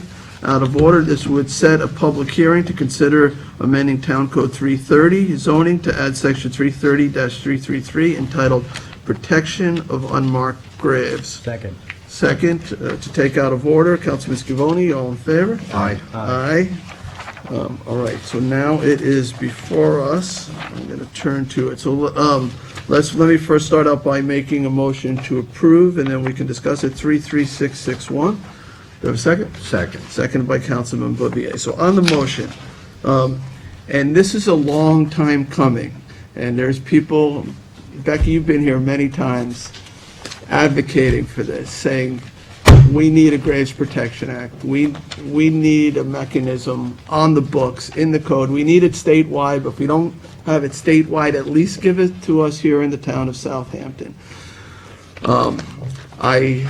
You were in Trevor Wormfield's documentary, so was I. Trevor did a lot to, I think, highlight this issue. He even mentioned at the end of Conscience Point that still there's no Graves Protection Act.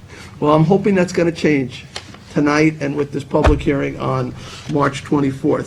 What this law will do is it sets up a very strict set of steps that need to be followed if somebody encounters human remains. First, it's the cessation of all construction activity. Everything stops. The police are notified.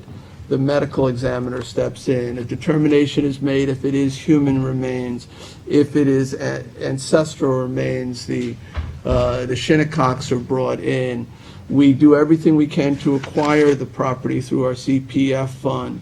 We work on a plan, if we're not able to acquire it, to either re-site the house, move the house, reinter the remains, whatever, but not to desecrate those remains. There are very strict penalties, for anyone who fails to report or follow these steps. You'll have a month, and some of you have already seen this, but you'll have till March 24th to go through this. Say what you like, say what you don't like, and I was aghast when Hawthorne happened and bones were found, and the first thing I said to our building inspector was to issue a stop work order, and the response I got was, I can't. So what do you mean you can't? There's no law that says they have to stop working after they found bones. I could not believe it. Of course, I said go ahead and issue it anyway and let them sue me, which we then were able to reach an agreement with the property owner to stop all work. And we were able to acquire it with the help of the Shinnecock Nation and our CPF fund. And today that property has been restored and it's in the good stewardship of the Shinnecock Nation with the town. I don't want to see that situation again. I want a law on the books, and that is why I have moved this forward. I've worked with members of the Tribal Council, including Chairman Polite, and I think it's a good law. I think it's a good law. I hope that you do as well. And the hearing, I've set it for an evening hearing to make it easy for people to come out. It'll be 6 p.m.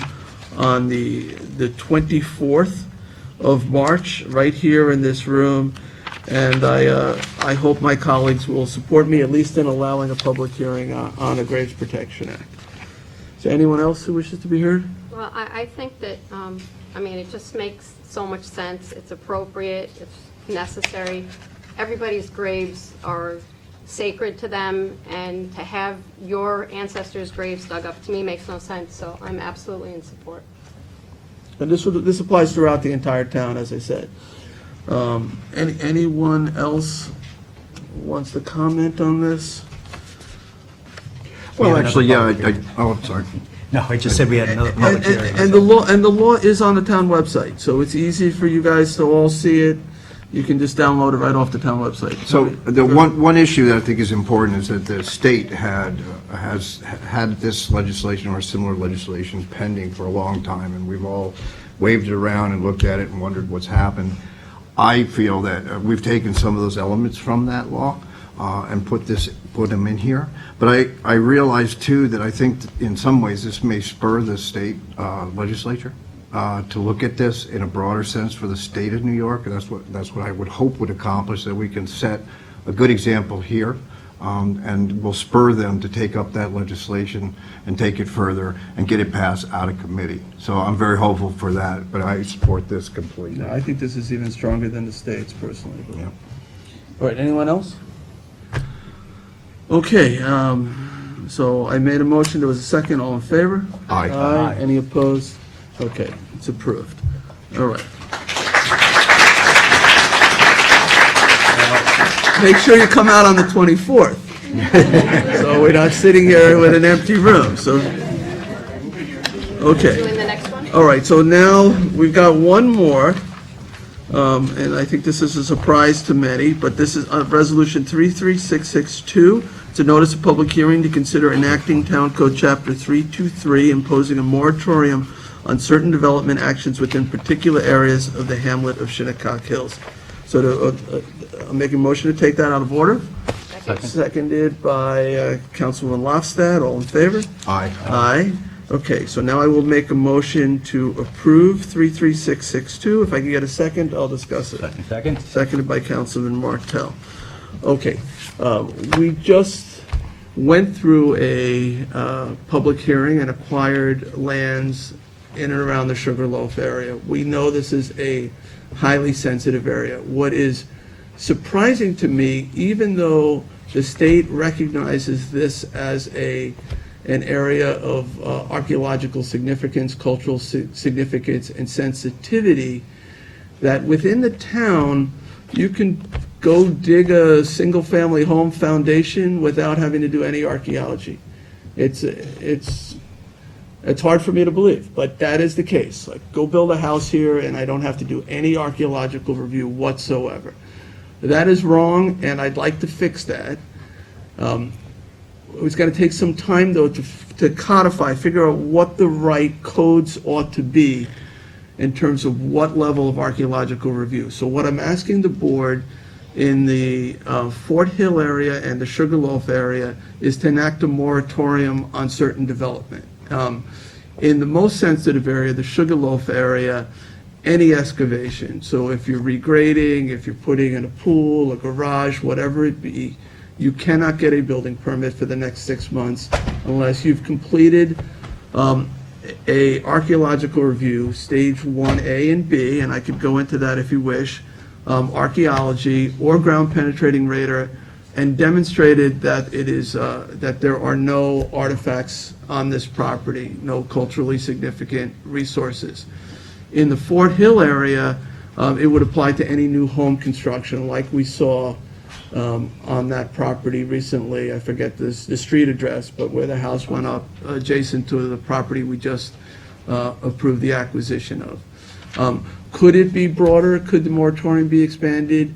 Possibly. We can discuss that, but these are the most sensitive areas, and I felt as we start to figure out what regulatory framework we need, at least we can prevent any construction activities that would involve excavation in those areas while we figure out what the best laws to protect those areas are. So, all right, does anybody have any questions?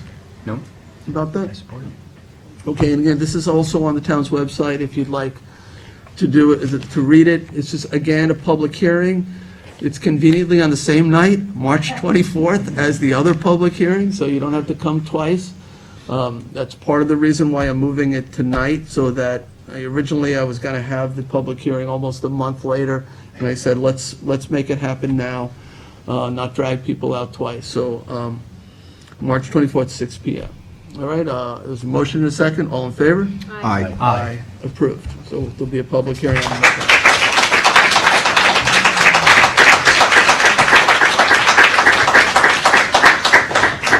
I want to thank everybody who came on those issues. Hopefully, this is the beginning of a new period and a stronger relationship between the Shinnecock people and the town board. We have a lot of work to do together. I know that by working closely, there's amazing things that we can do, and I hope tonight is the beginning of forging a new era in our relationship. All right? All right, so we have a lot of other things to do. I'm going to take a 2-minute recess just so you exit before we continue with our other work. You should have heard. I got it. Those who are exiting, if you could do so quietly so we can continue with our meeting. I'm on page 3 at the very top, our town board resolutions. Resolution 264 of 2020 authorizes the process serving using Suffolk County contracts. Second. Seconded by Councilman Schiavone. All in favor? Aye. Aye, approved. Town Board Resolution 265 of 2020, authorize the purchase of liquid blended phosphates for Massapequa Water District contract with Chorus Corporation. Second? Seconded by Councilman Lofstad. All in favor? Aye. Aye, approved. Town Board Resolution 266 of 2020, authorize the purchase of Microsoft licenses from New York State OGS contract. Second. Seconded by Councilman Martell. All in favor? Aye. Aye, approved. Town Board Resolution 267 of 2020, authorize the purchase of technology and interactive whiteboard solution products and services. Second. Seconded by move forward. Councilman Bouvier. All in favor? Aye. 268, authorize supervisor to sign contract with Briscoe Protective Systems LLC. All together? Yeah. Councilman Lofsted, seconding, all in favor? Aye. Aye, approved. Resolution 2020-269, co-sponsored with Councilman Bouvier, authorizes supervisor to execute 2020 Youth Bureau agreements with Youth Bureau programming consultants. Second. Seconded by Councilman Bouvier, all in favor? Aye. Aye, approved. Town Board Resolution 2020-270 to authorize the supervisor to execute an amendment and 2020 extension with Clearflow Technologies Incorporated for acceptance of North Sea landfill leachate wastewater. Second. Seconded by Councilman Scavone, all in favor? Aye. Aye. Town Board Resolution 271 of 2020 authorizes supervisor to execute any and all legal agreements with Long Island Water Conference. Second. Seconded by Councilman Lofstad, all in favor? Aye. Aye, approved. Town Board Resolution 272 of 2020 authorizes supervisor to sign 2020 contract extensions for furnish and deliver meter pits and ancillary equipment with T- Supply Incorporated and Ferguson Waterworks. Second? Seconded by Councilwoman Lofstad, all in favor? Aye. Aye, approved. Town Board Resolution 2020-273 to authorize the supervisor to sign the 2020 East Quogue Hamlet Services Grant. This is co-sponsored with Councilwoman Lofstad. Second? Seconded by Councilwoman Lofstad, all in favor? Aye. Aye, approved. Town Board Resolution 2020-274, also co-sponsored with Councilwoman Lofstad, to authorize the supervisor to sign a 2020 agreement with the East Quogue Summer Concert Series. Second? Seconded by Councilwoman Lofstad, all in favor? Aye. Aye. Aye, approved. 275 of 2020, co-sponsored with Councilman Scavone, recalls and amends 2020 127 ultra-low diesel fuel. Second. Seconded by Councilman Scavone, all in favor? Aye. Approved. Town Board Resolution 276 of 2020, recall and amend Resolution 438 of 2019 for the authorization of an agreement with Creative Advertising Concepts Incorporated for the implementation of a free sunscreen program at town parks and beaches. Second. Seconded by Councilman Bouvier, all in favor? Aye. Aye, approved. So let me just hold up for a second. Lisa Combrink, which resolution are you waiting on? Oh, the Sag Harbor Cinema. Which one is that? Page 113, is it the fee schedule? All right, so, and then Janice, you're waiting on page 24, right? The findings, Findings of the overlay district. the findings in the overlay district. We're almost there on that one. But we could take it out of order. Lisa, let's do yours 113 is first. the Which second. one is Lisa's? 113. Page 113. One page, 113. I hate to make you guys stay, so. Do we have Well, most of this is the Hampton about the Bays rest of overlay district. A lot of it. All right, so 113, all right, so I'll make a motion to take 289 of 2020 out of order. It's approving fee schedule for Sag Harbor Cinema Arts. Second. Seconded by Councilman Scavone. All in favor, of taking out of order? Aye. All right, I'll make a motion to approve. Second. Seconded by Councilman Scavone. Lisa, just, so I might be able to do this without you, but when we agreed to purchase certain rights at the cinema in Sag Harbor, which I'm actually really excited they're going to be opening soon. It's going to be an incredible facility for that community and for really the entire East End.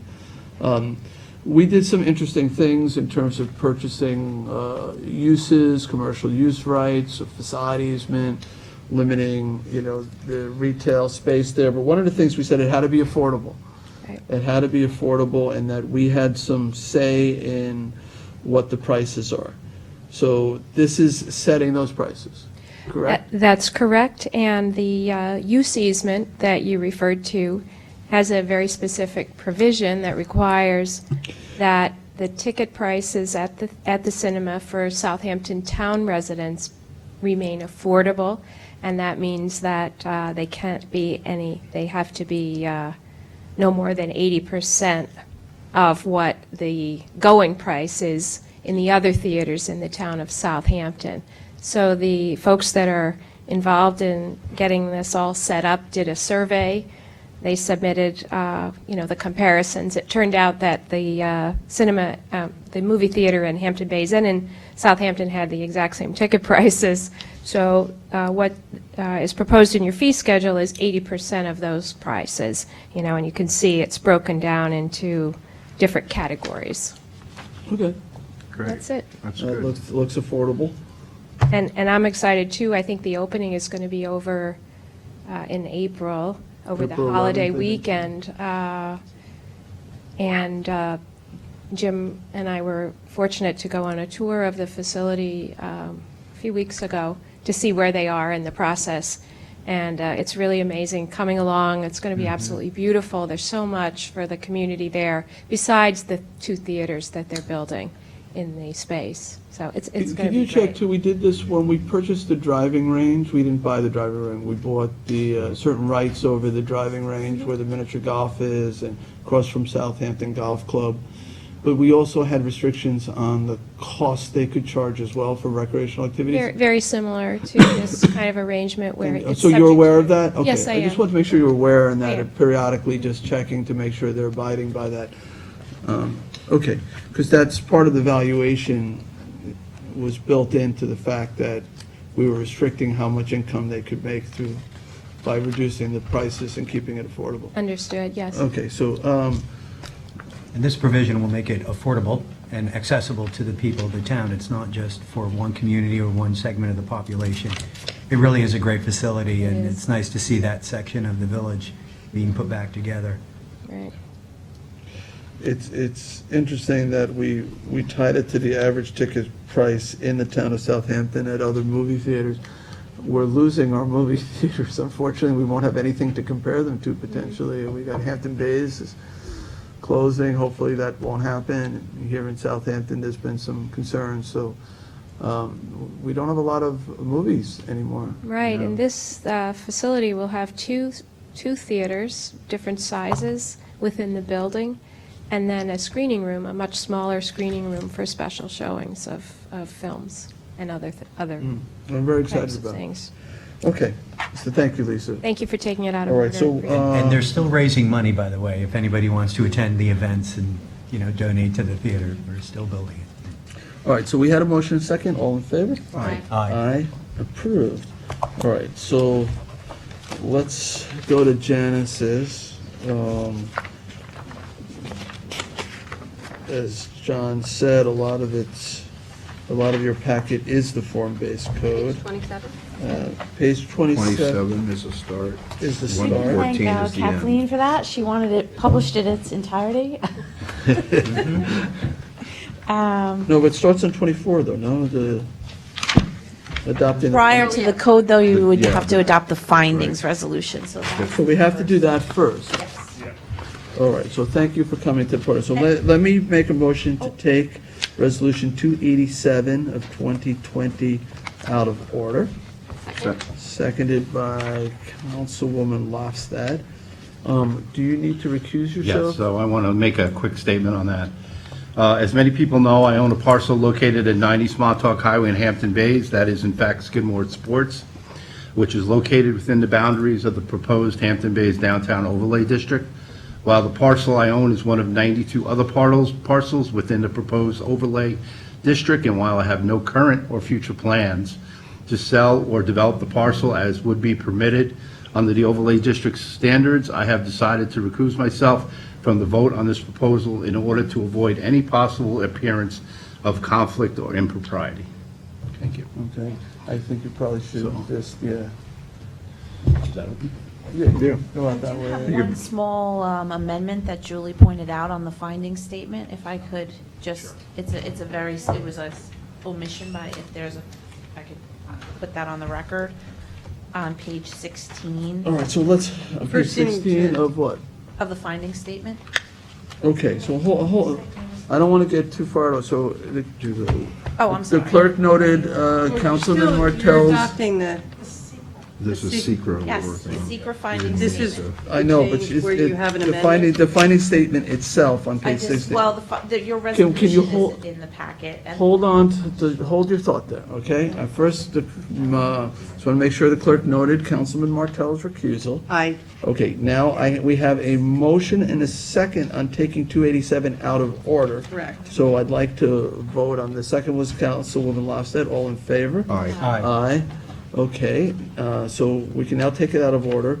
I would like to make a motion to approve 287 of 2020, adopting a finding statement in connection with the supplemental generic environmental impact statement, SGEIS, for the adoption of Article 32, Sections 330-421 through 330-439 as the form-based zoning overlay district entitled Hampton Bays Downtown Overlay District. Is there a second on the approval? Second? Second by Councilman Lofstad. Now, on the motion, Janice, there's a Scrivener's error, or there is? It's a minor error so you received a document with 42 pages, and the town clerk did, and we have it printed out.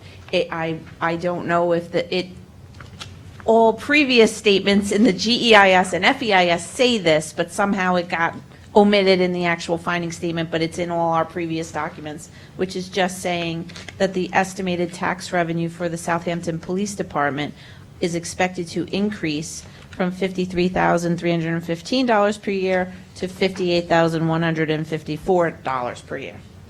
I don't know, this information has been there all along. It was just an error on this actual document.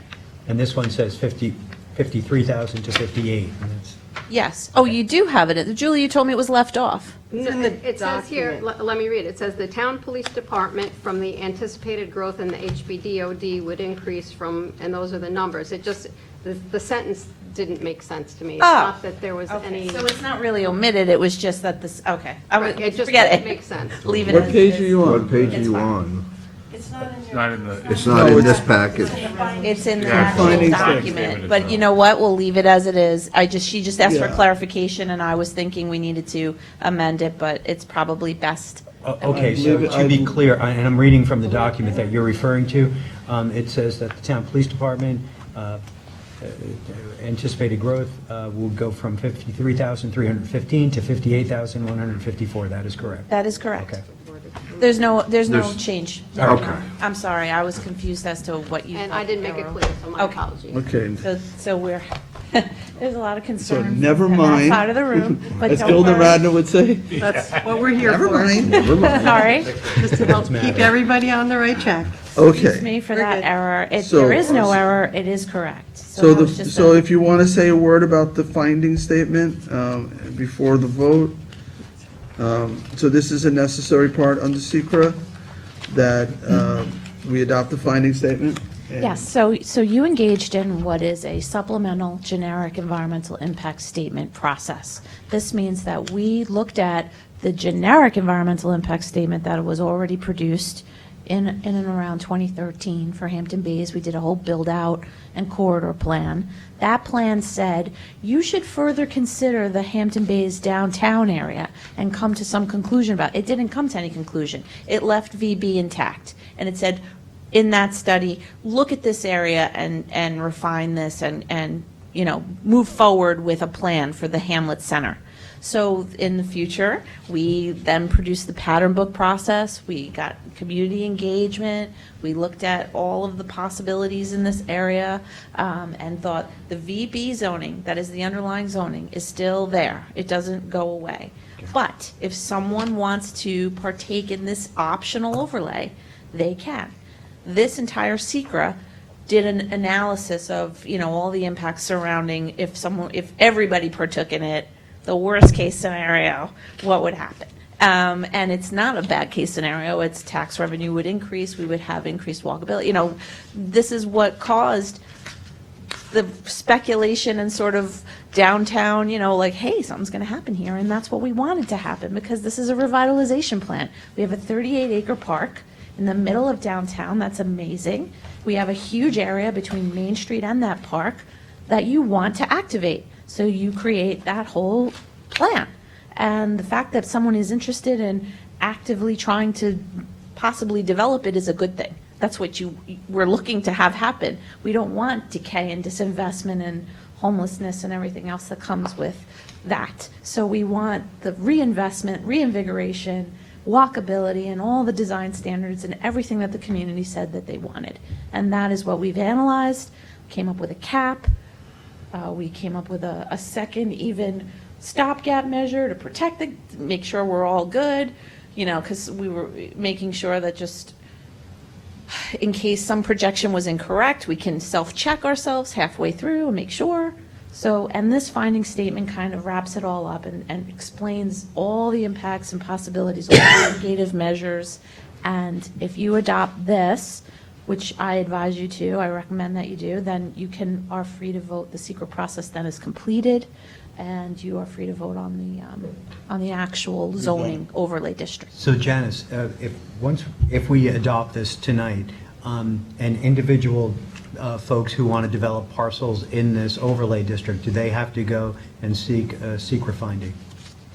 What happens Or does this is, well, there's a cover- few more things that have to take place, in fact. So we just received grant money to do an engineering report to 50,000. create the sewage treatment, because you really can't achieve the things in this overlay district without that level of sanitary. So you need that.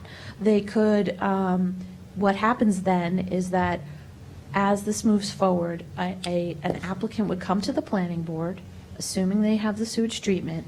They would get a site plan approval, and the planning board then would make their findings, saying you're under these thresholds. In a generic environmental impact statement, it sets the thresholds, and you have to stay beneath it. If you go outside of those boundaries, then you may have to do your own, as an applicant, supplemental EIS. Excellent question, Tom. So it is possible if someone was proposing something outside of those thresholds, the planning board could pause deck them and start this seeker all over again. But hopefully, that's why you did this. That was another reason for your engagement here, was economic revitalization, where you took that guesswork out for development. So you put that forward yourselves so that you would help somebody have that certainty that this was already done, and they wouldn't get caught up in a seeker review for 10 years. So you did that too, which is very admirable. And the engineering study is just relative to the STP, or is Yes. it also infrastructure, drainage, water control, all the rest? That is all the applicant's responsibility. Okay. So every applicant is responsible, and we have a whole host of sustainability measures that they have to achieve. So this isn't just another downtown plan. This is a 2020 downtown plan. This is a futuristic, we want you to produce your own solar power. We want bioswales. We want, the green space, the open space, the interactive, types of uses that we will be able to enjoy the park. So those kinds of things are all incorporated into the plan. Great. All right, so we have a motion and a second on the secret of findings statement. I'll call the vote. All in favor? Aye. Aye. Any opposed? It's unanimous. All right, so that is approved. All right, let's move on to the next resolution, which is 288 of 2020. I'll make a motion to take 288 of 2020 out of order. Second? Seconded by Councilor Lofstad. All in favor? Aye. Aye. All right, approved. I'm sorry. I made a motion. No, I was just looking for Councilwoman Councilman Martell has. Yes. Yes. Okay. Yes. I just wanted. Okay, so I did call the vote, I think. Did I call All the vote? to take it. That was Out out of of order? No, Now but you did I need to call the do vote on taking it out of order? Yes. Okay, You got all right, approval. so now, all right, now I'll make a motion to approve 288 of 2020, notice of adoption, to add Town Code Article 32, Sections 330-421 through 330-439 as the form-based zoning overlay district entitled Hampton Bays Downtown Overlay District, HBDOD. Do I have a second for discussion? Second by Councilman Lawson. Okay, on the motion. So a couple questions. So first, how has this changed? We've taken out the assisted living. Is there any other changes that we should be aware of? Minor changes just in terms of, On the area that faces the park, right? That's We created a two-story. definition for park enhanced Park use, enhanced uses. based on some commentary that makes sure that there's a certain number. So we could have like ice cream stores. Yeah, and well- things that 50% of it has to enhance the park. Exactly. So it activates the park, and, we heard through the public hearing process, hey, you're doing this and you're going to put like residential on the park and block us out or something. And so we said, okay, well, how can we not do that? And so we came up with this standard of like a water enhanced use that we have a definition of in our RWB zones. We use that and called it a park enhanced use, and those uses are exactly what you just said. So let me say a word or two about, first of all, like zoning in downtown Hampton Bays. And it always sort of amazes me when, some of the things, the reason why we live here, the things we love about our community, so much of it is actually not allowed under zoning, Even like something like the Big Duck, if somebody walked into the building inspector's office to build a concrete duck, it just like, it wouldn't fly, as I once said. So, but, our It won't explode either. our downtowns, whether it's like Sag Harbor or Bridgehampton, there's so much of the downtown character.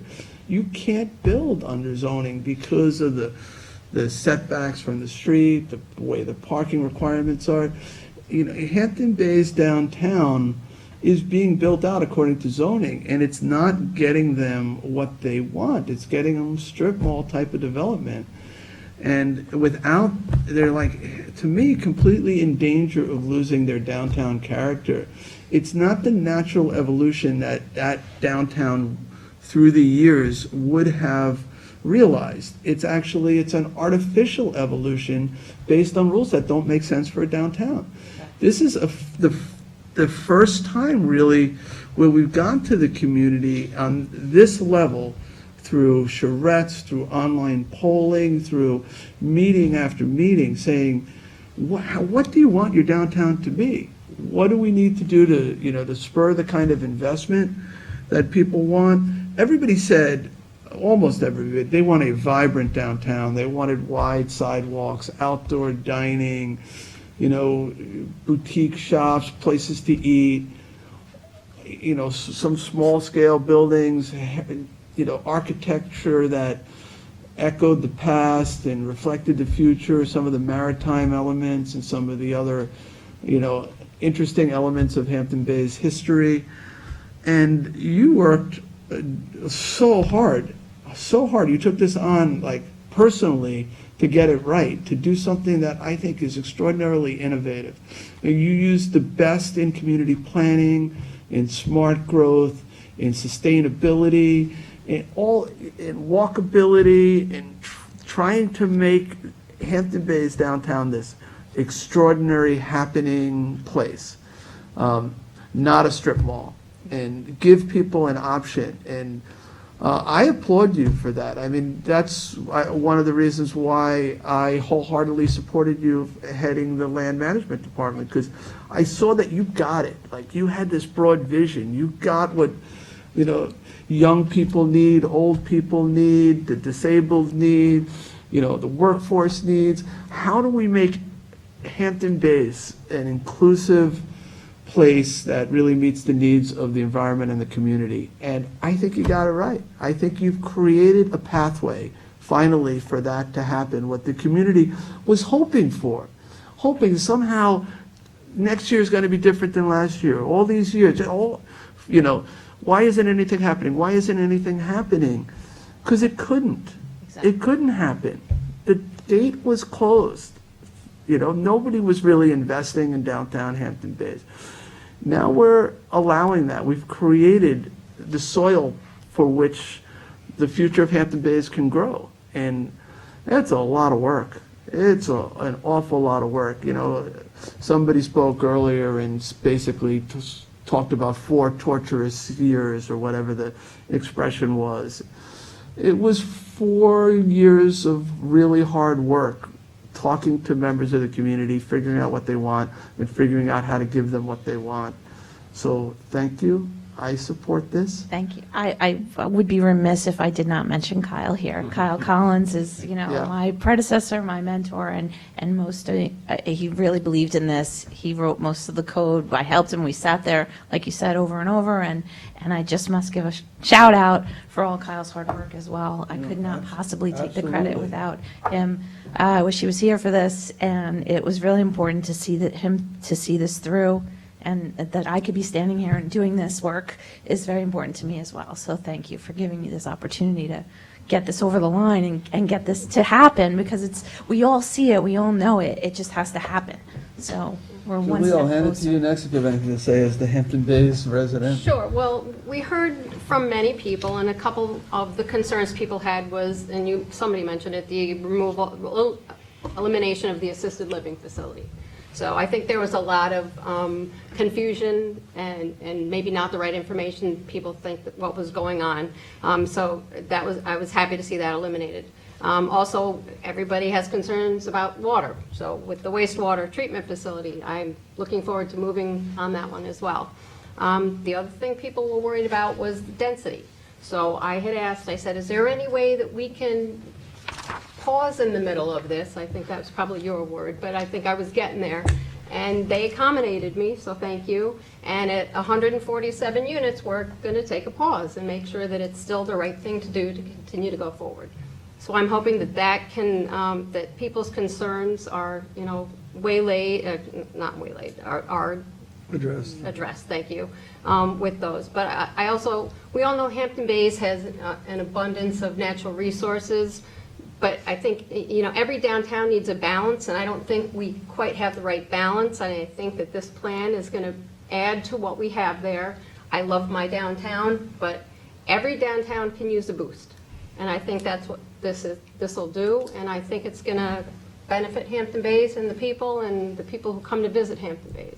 Plus, like with the pattern book, they started out by saying, what do you want to see? And then they literally went out and measured, like, what are the setbacks? What makes it, the proportions and scale visually appealing? And that's what this code does. They went out to different communities. They went to and all, looked, and then they everyone traveled. voted, and they went everywhere on to Long various Island. And places. if you look at that data gathering thing online about that preceded the pattern And these book, were members of the community as well. this was historical concepts that you hired to do this work. And they went out and measured, literally, Greenport, how big is the sidewalk and how big is this building that everybody says they love? And that's what we put in there, as guidance to say this is what we're looking for. So there's no, back and forth. And that was a big problem all along in Hampton Bays, was a very reactive. We didn't want another person coming in and proposing, pitching some big thing. We wanted to say what the community wanted first. And let it evolve over time, which Yeah, I think this is is- the best part of this plan. There's flexibility in it. Yeah. A lot. And it's also underlying zoning. So if somebody doesn't want to go the route of the form-based code, they could still develop it according to the traditional zoning. I hope they don't. I hope they don't, too. I hope they don't. I hope they take advantage of this. Yeah, And I think in time they will. me too. It is a great location. Hampton Bays I love the way the street curves in Hampton Bays.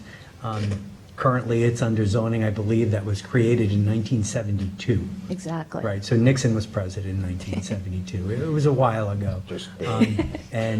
Right, just at the end there. And, but as far as a perfect location with the train being right there, and how it's set up between the park and the train tracks, as a walkable, mixed-use hamlet. And I really believe that is the future of Long Island and so many places around here. And I want to commend the planning department for enfranchising the community. I've spoke to many people in the community, and I want to give a shout out to them because the people in Hampton Bays are not bashful. They certainly have given us their opinions on things on both sides of this issue, I guess. I have to say, as far as the senior living facility, it was a assisted living, not in a hospital sense. It was really in a theoretical development scenario more than anything. It was just a P or an If it SE and a could go table, in. but it's Well, I have to say, I'm a little disappointed that that's not in there. But, the community has spoken, and, it is what it But is. seniors can still get apartments and stuff like that. It's Mhm. just you won't have that like sort of more hospitalized setting type of thing there. So that's okay too. No, and I Right. appreciate, I was at one of the forums that you were at, and I thought you spoke really passionately about that issue about not compartmentalizing our seniors. It really resonated with me. We do kind of push them out to the outskirts and, Warehousing. you know, Yeah. warehousing, Yeah. warehousing them. And It's really yeah, not warehousing, I what you think, should was be the word you used, and I don't want to be warehoused. I don't you know, want you and to to be be your able either, John.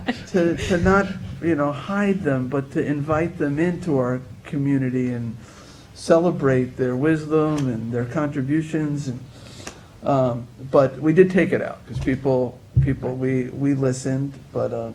But they there- still could possibly live in the townhomes or apartments above stores Independent and living. still be there. So we Okay. hope that does happen. And so this is predicated on people coming into Hampton Bays, purchasing or developing or putting money, investing in Hampton Bays, and building this the way that this pattern book and this code kind of lays out. Yes, absolutely. I support this. I'm proud to support this. I think it's like fantastic. award-winning. You guys are Yeah. really doing something special And here. you should submit this, I think so to- too. Julie was just a planning mentioning that. Maybe institute, we yeah. should be nominated. Before we do, I just want to just ask procedurally, because we haven't voted, and it sounds from the discussion that the votes will be there.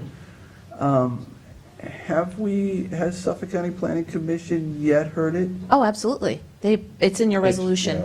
Planning Commission supports it. They provided a document saying, oh, look at this and that, but we already had incorporated all those Because suggestions. with a zone change, it Yes. goes. So the Planning Commission and the Planning if they recommend Board. against it, we would need a supermajority to override that, so. They so- wholeheartedly both- supported both, it, and so does the Planning Board, and which is also in your final clauses of the adoption resolution. They considered it a project of regional significance at the. They called it up to discuss it, and then they Okay. gave us a memo, and that's in the record, that describes that they're approving it, and with comments about following smart growth guidelines and things like that, which we were already doing. Yeah, it's very The whole thing clear is and it's very predicated thorough. on. So, Yeah, so we're good on the county planning, and we're good on the planning board, as, 330 amendments. Great, okay. Any other discussion? All right, I'll call the vote. All in favor? Aye. Aye. Aye. Any opposed? It's unanimous. It's approved. Thank you so much. Congratulations, Hampton Bays. All right, does Exactly. Have a somebody great want to night. let Rick know? yeah, that- get some sleep, you're going to need it. Okay, so we're back on page 13. Resolution 277 of 2020, resolution authorizing the purchase of one 2020 Ford F-150 What page are you XL. Page 13. Second. Seconded by Councilman Scrivoni, all in favor? Aye. Aye. Approved. Town Board Resolution 2020-278 authorizes supervisor to sign New York State Farm Market Nutrition Program Agreement for the 2020 Flanders Farm Market. Second. Second by Councilman Bouvier, all in favor? Aye. Aye, approved. 279 of 2020 amends the 2019 adopted budget for various departments. Second. Seconded by Councilman Bouvier, all in favor? Aye. Aye. Approved. You missed one. Did I miss one? That was 279. 279. Oh, okay. Yep. Never mind. All right, 280 of 2020 amends the 2020 adopted budget and authorizes employee benefit reallocations. Second.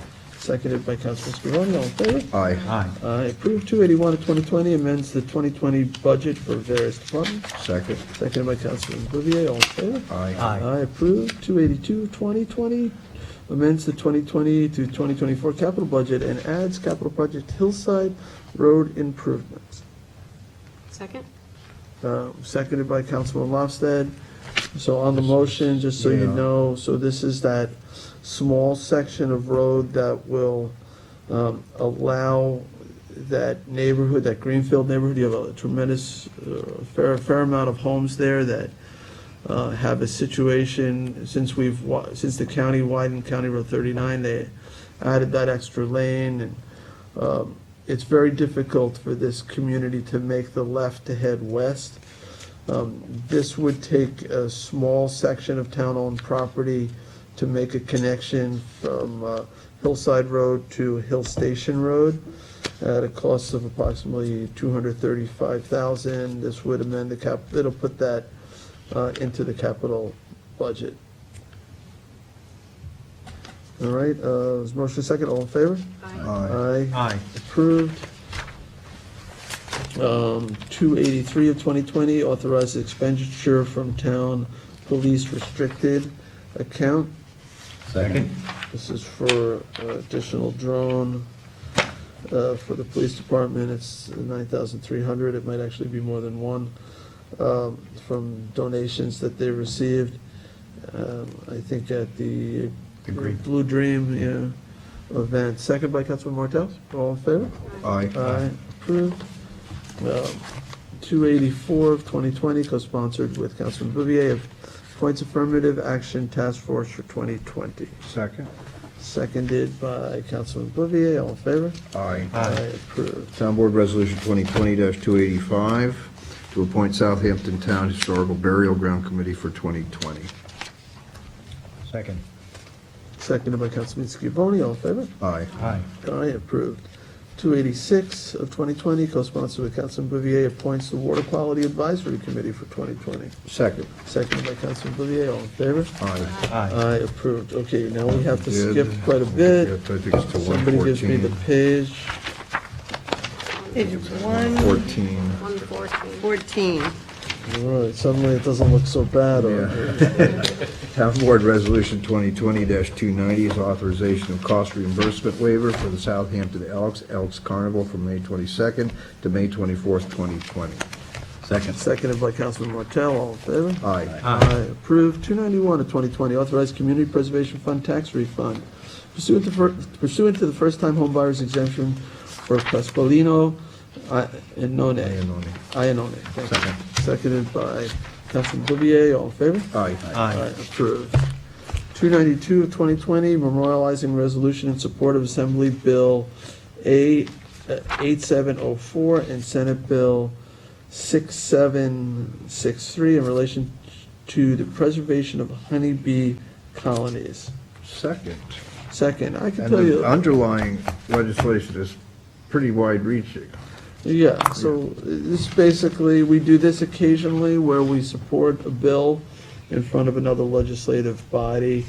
This creates some protections if, for honeybees, which are really important pollinators. A lot of times people would just simply call an exterminator or go and spray these honeybees and kill the entire hive. And this provides a mechanism with those, where those hives can be relocated and the bees saved. And it's sort of scary what's happened to our pollinators. Not sure why. There's all kinds of speculation as to what may have caused the die-off, but we can't live without them. So, No. I think it's an important measure to try to preserve them. The bill is sponsored by Assemblyman Thiel and Senator Laval and the respective bodies, I believe. And I know Deb Klugers in East Hampton has been deeply involved in this, too. Yeah, I'm not sure who the sponsors are. I think Thiel is on it. No, I'm not sure about Senator Laval. It has both their names and directing me to send. Yeah, they're gonna get Yeah, and to the copies of it, governor's but the office. actual. The actual sponsor, I don't have it. All right, so there was a motion and a second, all in favor? Aye. All right, approved. 293 of 2020 appoints Jackie Fenlon to Principal Planner position in Land Management, current Planning Division, Second. as opposed to Long Range Planning. Long-range planning, All right, so seconded by Councilman Bouvier. All in favor? Aye. Aye, approved. Congratulations to Jackie on that promotion. 294 of 2020 creates maintenance mechanic 1 in Parks Department and appoints John Hutchinson to that position. Second. Seconded by Councilman Bouvier. All in favor? Aye. Aye. Aye, approved. All right, 295 of 2020 appoints Peter Larios to Geographic Information System Technician 1 in GIS. Second. Seconded by Councilman Scavone. All in favor? Aye. Aye. Aye, approved. 296 appoints Andrew Rayner to Food Service Worker in Senior Services. Second? Seconded by Councilman Lofstad. All in favor? Aye. Approved. 297 of 2020 appoints Heather Sikowski to senior office assistant position in town clerk's office. Second. Seconded by Councilman Bouvier. All in favor? Aye. Aye, approved. Congratulations to all those individuals. 298 of 2020 approves excess vacation carryover from 2019 to 2020 for CSE members. There's 3 of them. Second. Second by Councilman Bouvier. All in favor? Aye. Aye. Aye, approved. Resolution 2020-299, authorize Youth Bureau Director, Councilman Tommy John Scavone, and members of the Youth and Government Program to attend the YMCA High School Youth and Government State Conference in Albany on March 13th to 15th, 2020. Second. Second by Councilman Martell. All in favor? Aye. That's a complicated. Aye. Approved. If you, All right, Resolution 300 of 2020. What's the confusion? Whether Tommy John whether can vote? He can vote. Yeah. No, whether he seconded or not. Yeah, these are all residents of the town. No, Right. Rick Martell, Yeah, Councilman I'm Martell I'm just seconded. kidding. Yes. And it was approved. It Okay, was Resolution 300 of 2020 ratifies stipulation of settlement with the CSEA. Second.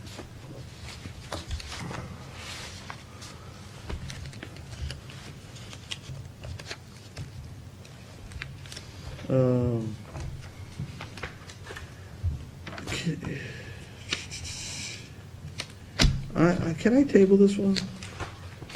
Sure, but we've discussed this. Did we discuss it? Yeah. You guys, everybody's okay with this? Yeah. I thought so. You want to, we could,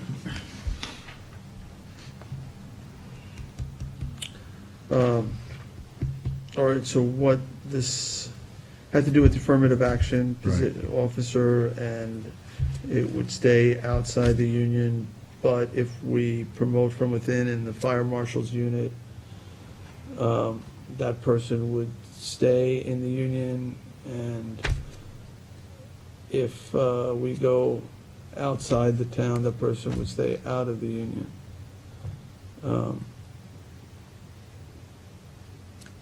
I didn't think we discussed that. yeah, we did.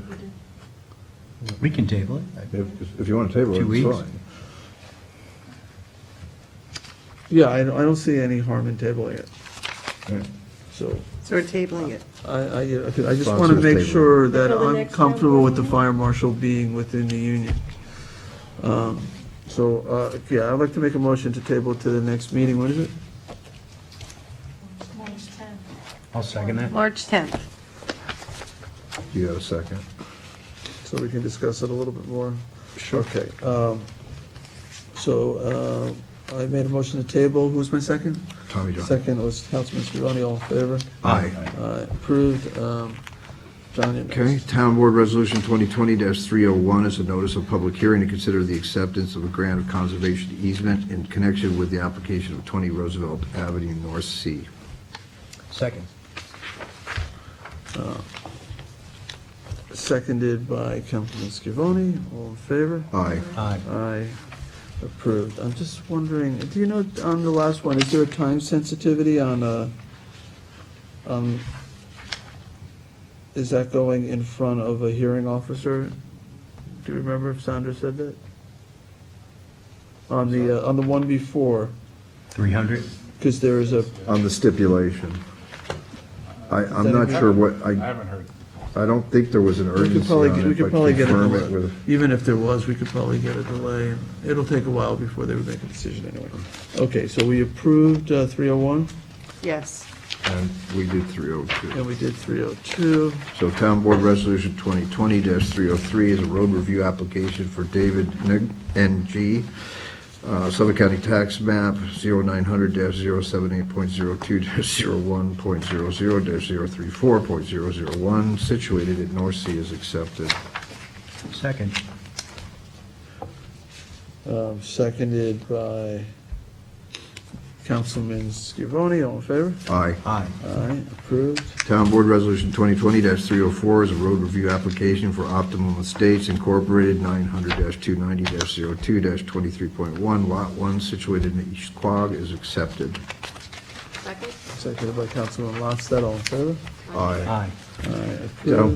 Town Board Resolution 2020-305, road review application for Unique Estates Incorporated, 900-290-02-23.2, Lot 2, situated East Quogue, is accepted. Second? Seconded by Councilwoman Lofstad. I think that was it. All in favor? Aye. Approved. All right, so we now go, Have one on. yeah, we still have walk-ons. We have 2 walk-ons that we haven't done. All right, so Rick, that's yours, actually, the top one, 33658. Okay, Town Board Resolution 33658, authorized payment to East End Dive Services for emergency dive services for water main break on behalf of the Hampton Bays Water District. Second? Seconded by Councilwoman Lofstad, all in favor? Aye. Aye. Approved. 33659, which will be our last resolution of the evening. It's warrant number 4, capital number 4, CPF number 4, and payroll liability. Motion to approve. Second. Seconded by Councilman Bouvier. All in favor? Aye. Aye. Approved. The rest we did. And is there any other business? It was, I think, a good night in many ways. We got a lot of things accomplished, so. And I understand our Controller's Office has received An award. quite an award Yeah. for good financial services. Yeah, was it GFOA? and, For the, I guess, the 2018 financials audit statement. I guess Len will give us more information about that when we Yeah. see him. Looking forward to hearing about it. Anything else we need to know about? Okay. I'll make a motion to adjourn. Second. Seconded by Councilman Bouvier, all in favor? Aye. Aye.